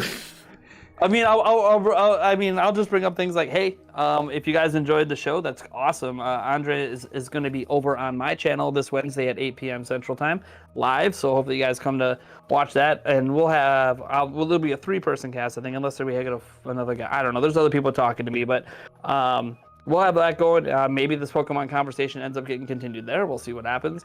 Because obviously, I'm not going to, I don't shy away from this. We all have our biases, and we all have our wants, and we all have our desires. And my want and desire is for Pokemon to forget what it is and restart. So I'm going to keep leaning into it until it doesn't happen, because it's not going to happen. You could pull into being. But, then again, this has always been my main defense over the Pokemon. My thoughts behind Pokemon is I also never thought we were going to get Breath of the Wild, and that they were going to continue to make games in that style afterwards. And then it happened. And I waited all my entire life. I'm as old as the Zelda series. I waited 35 years for that to happen. And now I've been waiting at least 20 years. Like a little bit after Gen 1. I've been waiting for them to do something like this, and now they are. Now, is it going to continue? Is this going to be the future? I have no idea. I want it to be. So maybe that conversation will continue. We'll have to see how the news brings us this week. Who knows? Otherwise, I'm good. You guys can find me on all the usual places. Just type Nintendo Prime and anything, and I'm pretty much every Nintendo Prime that exists. So. Yep, this channel is linked in the description below, guys. But let me see if we can get a few more questions in, and then we'll bring things to a close. Sonic, the MA series doesn't really have gym battles. Way more open to other narratives. Yeah, that's how it's been recently, hasn't it? Let's see here. Now I went a little further back. Birdman Legends Arceus is the home console version of Gale of Darkness for GameCube. That's the Gen 3 game, not a Gen 4 game. I see. I mean, well, yeah, it wasn't made by Game Freak, but I understand the comparison. Like Coliseum and Gale of Darkness were like pretty cool games because they were on the console. They were 3D. They offered adventures, but they weren't the mainline Pokemon games developed by Game Freak. But also in that gen, I get the point. Paco Salvador, 2020 had no games, only DLC. And potentially, I could see next year's holiday having just Legends Arceus DLC to tide fans over, but we'll see. Let's see here.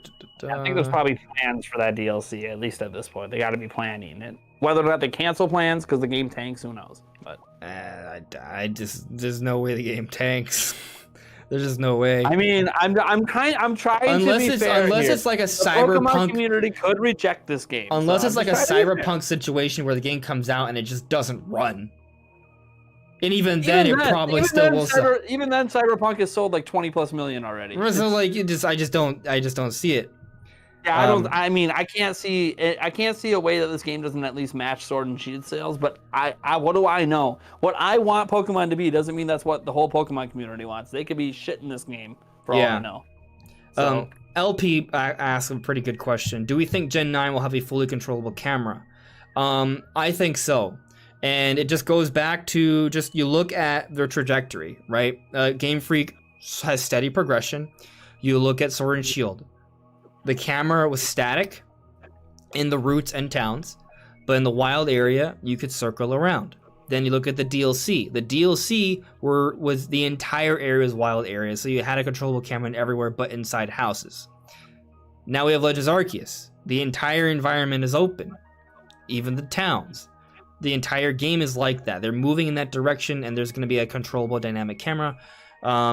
I feel like with Gen 9, they will continue that progression, and the camera will be in that way. So I anticipate that when we go into towns and routes, there will be a camera control going beyond just the wild areas. If there is even a wild area in Gen 9, it might just be all entirely open.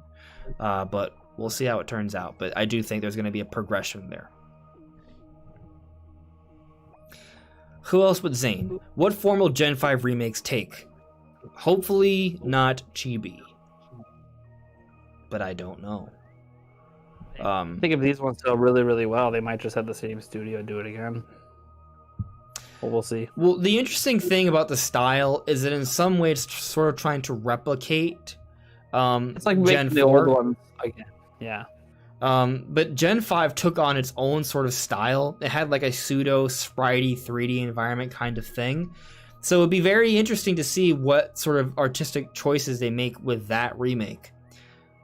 But if you look at the history of them sort of remaking these gens, we're not going to see the remakes for Generation 5 for quite some time. Not even the earliest would be 3 years from now, but even then, I feel like 3 years from now, we're more likely to get Let's Go Johto as opposed to that. We might be talking about 5-6 years from now. So I would maybe just not even think about it because it's just such a long time from now. What I kept telling people about Gen 4 remakes, so they've been wanting them for so long, they just don't even think about it till they're announced. Yeah, Aurus came out 2015, right? That was something like that. I think. Something like that. I want it's either 2015 or 2014. 2014, holiday 2014. Yeah. So we're getting Brilliant Diamond Shining Pearl, the next gen remake, the gen following remake. 7 years later. Yeah. And granted, we got Let's Go Pikachu and Eevee, a remake 3 years ago, so if you want to count that, but that was a whole other thing. It's not even a true remake, it's something else. And we still aren't at the point that we know if they're going to continue that or not. Right. We don't know. So, yeah, I wouldn't be worried about a Gen 5 remake anytime soon. Yeah. Yeah, I think that's just a pretty safe. Yeah. But I feel like maybe you want hope 2024. I'll throw that one out there. Maybe. No. No. I mean that's like that is the earliest possible. I would say. The earliest possible.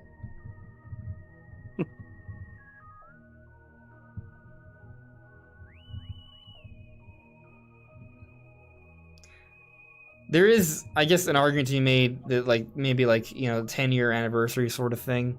Like, when did Gen 5 come out? 2011? No. What? 15-year, I'm thinking 15-year anniversary, because Gen 4 came out 2006.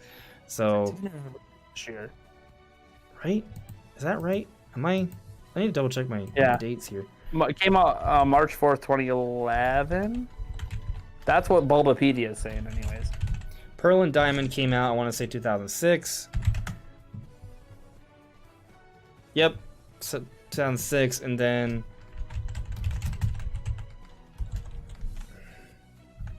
I mean... 2010, actually. If Diamond and Pearl... 2010. If Diamond and Pearl came out... So 2025, maybe, you know? But, like, Well, yeah. I'm thinking, like... Okay. 2024 is possible. Kind of all depends. We have to see what's going on. We have no idea. Because now they have DLC, and that's a whole new thing they used to not do. So we're going to have to wait and see how they go. But by the way, we have no idea what the sales data is on that DLC. If it did phenomenally well, they're going to lean more into that too. So we'll have to wait and see. We're in uncharted territory, which I guess should have been expected with Pokemon coming to a pseudo home console. Yeah. So we'll have to wait and see. One thing's for sure, you're going to get something Pokemon every year. I can tell you that. Yeah, they've been pretty consistent there for a while already. Yeah. So. Yeah. Even just because next year's might only be Arceus, that's still next year. Technically. So. Technically, I think there's gonna be DLC. It's like 2 months after the last one, but yeah, whatever. I think there's gonna be DLC in the holiday. I have a hard time seeing them not having something ready for during that time. But well, and yeah. This, by the way, guys, this doesn't mean about the spin-off games. Those are a whole separate thing that could happen. So, could get a new Pokken tournament. Could get a new we're talking about mainline products. Mainline stuff, which is a blurred line situation. Like Kirby, once a year. Yeah. Except this year. You think Kirby's gonna come out this year? Maybe an eShop release. That's what we got last year. That's why I'm like, you go back-to-back eShop releases? Why not? We know what Kirby game's being made. The team has already publicly talked about it, but I think if it wasn't for COVID, we would have gotten a Kirby announcement already. That's what I'm saying. Like, yeah, this might break the streak. I think it's like 14 straight years right now of a Kirby release every year. You know, the other thing, even with COVID, Game Freak has still managed to come out with Pokemon games consistently. I mean, you could argue they didn't because they just did DLC last year, and that was during COVID. So you could technically argue they did. But it felt planned appropriately. Like it all made sense. Like it didn't seem like there was a drought there. It was just like, oh, this is what we're getting. Like it works.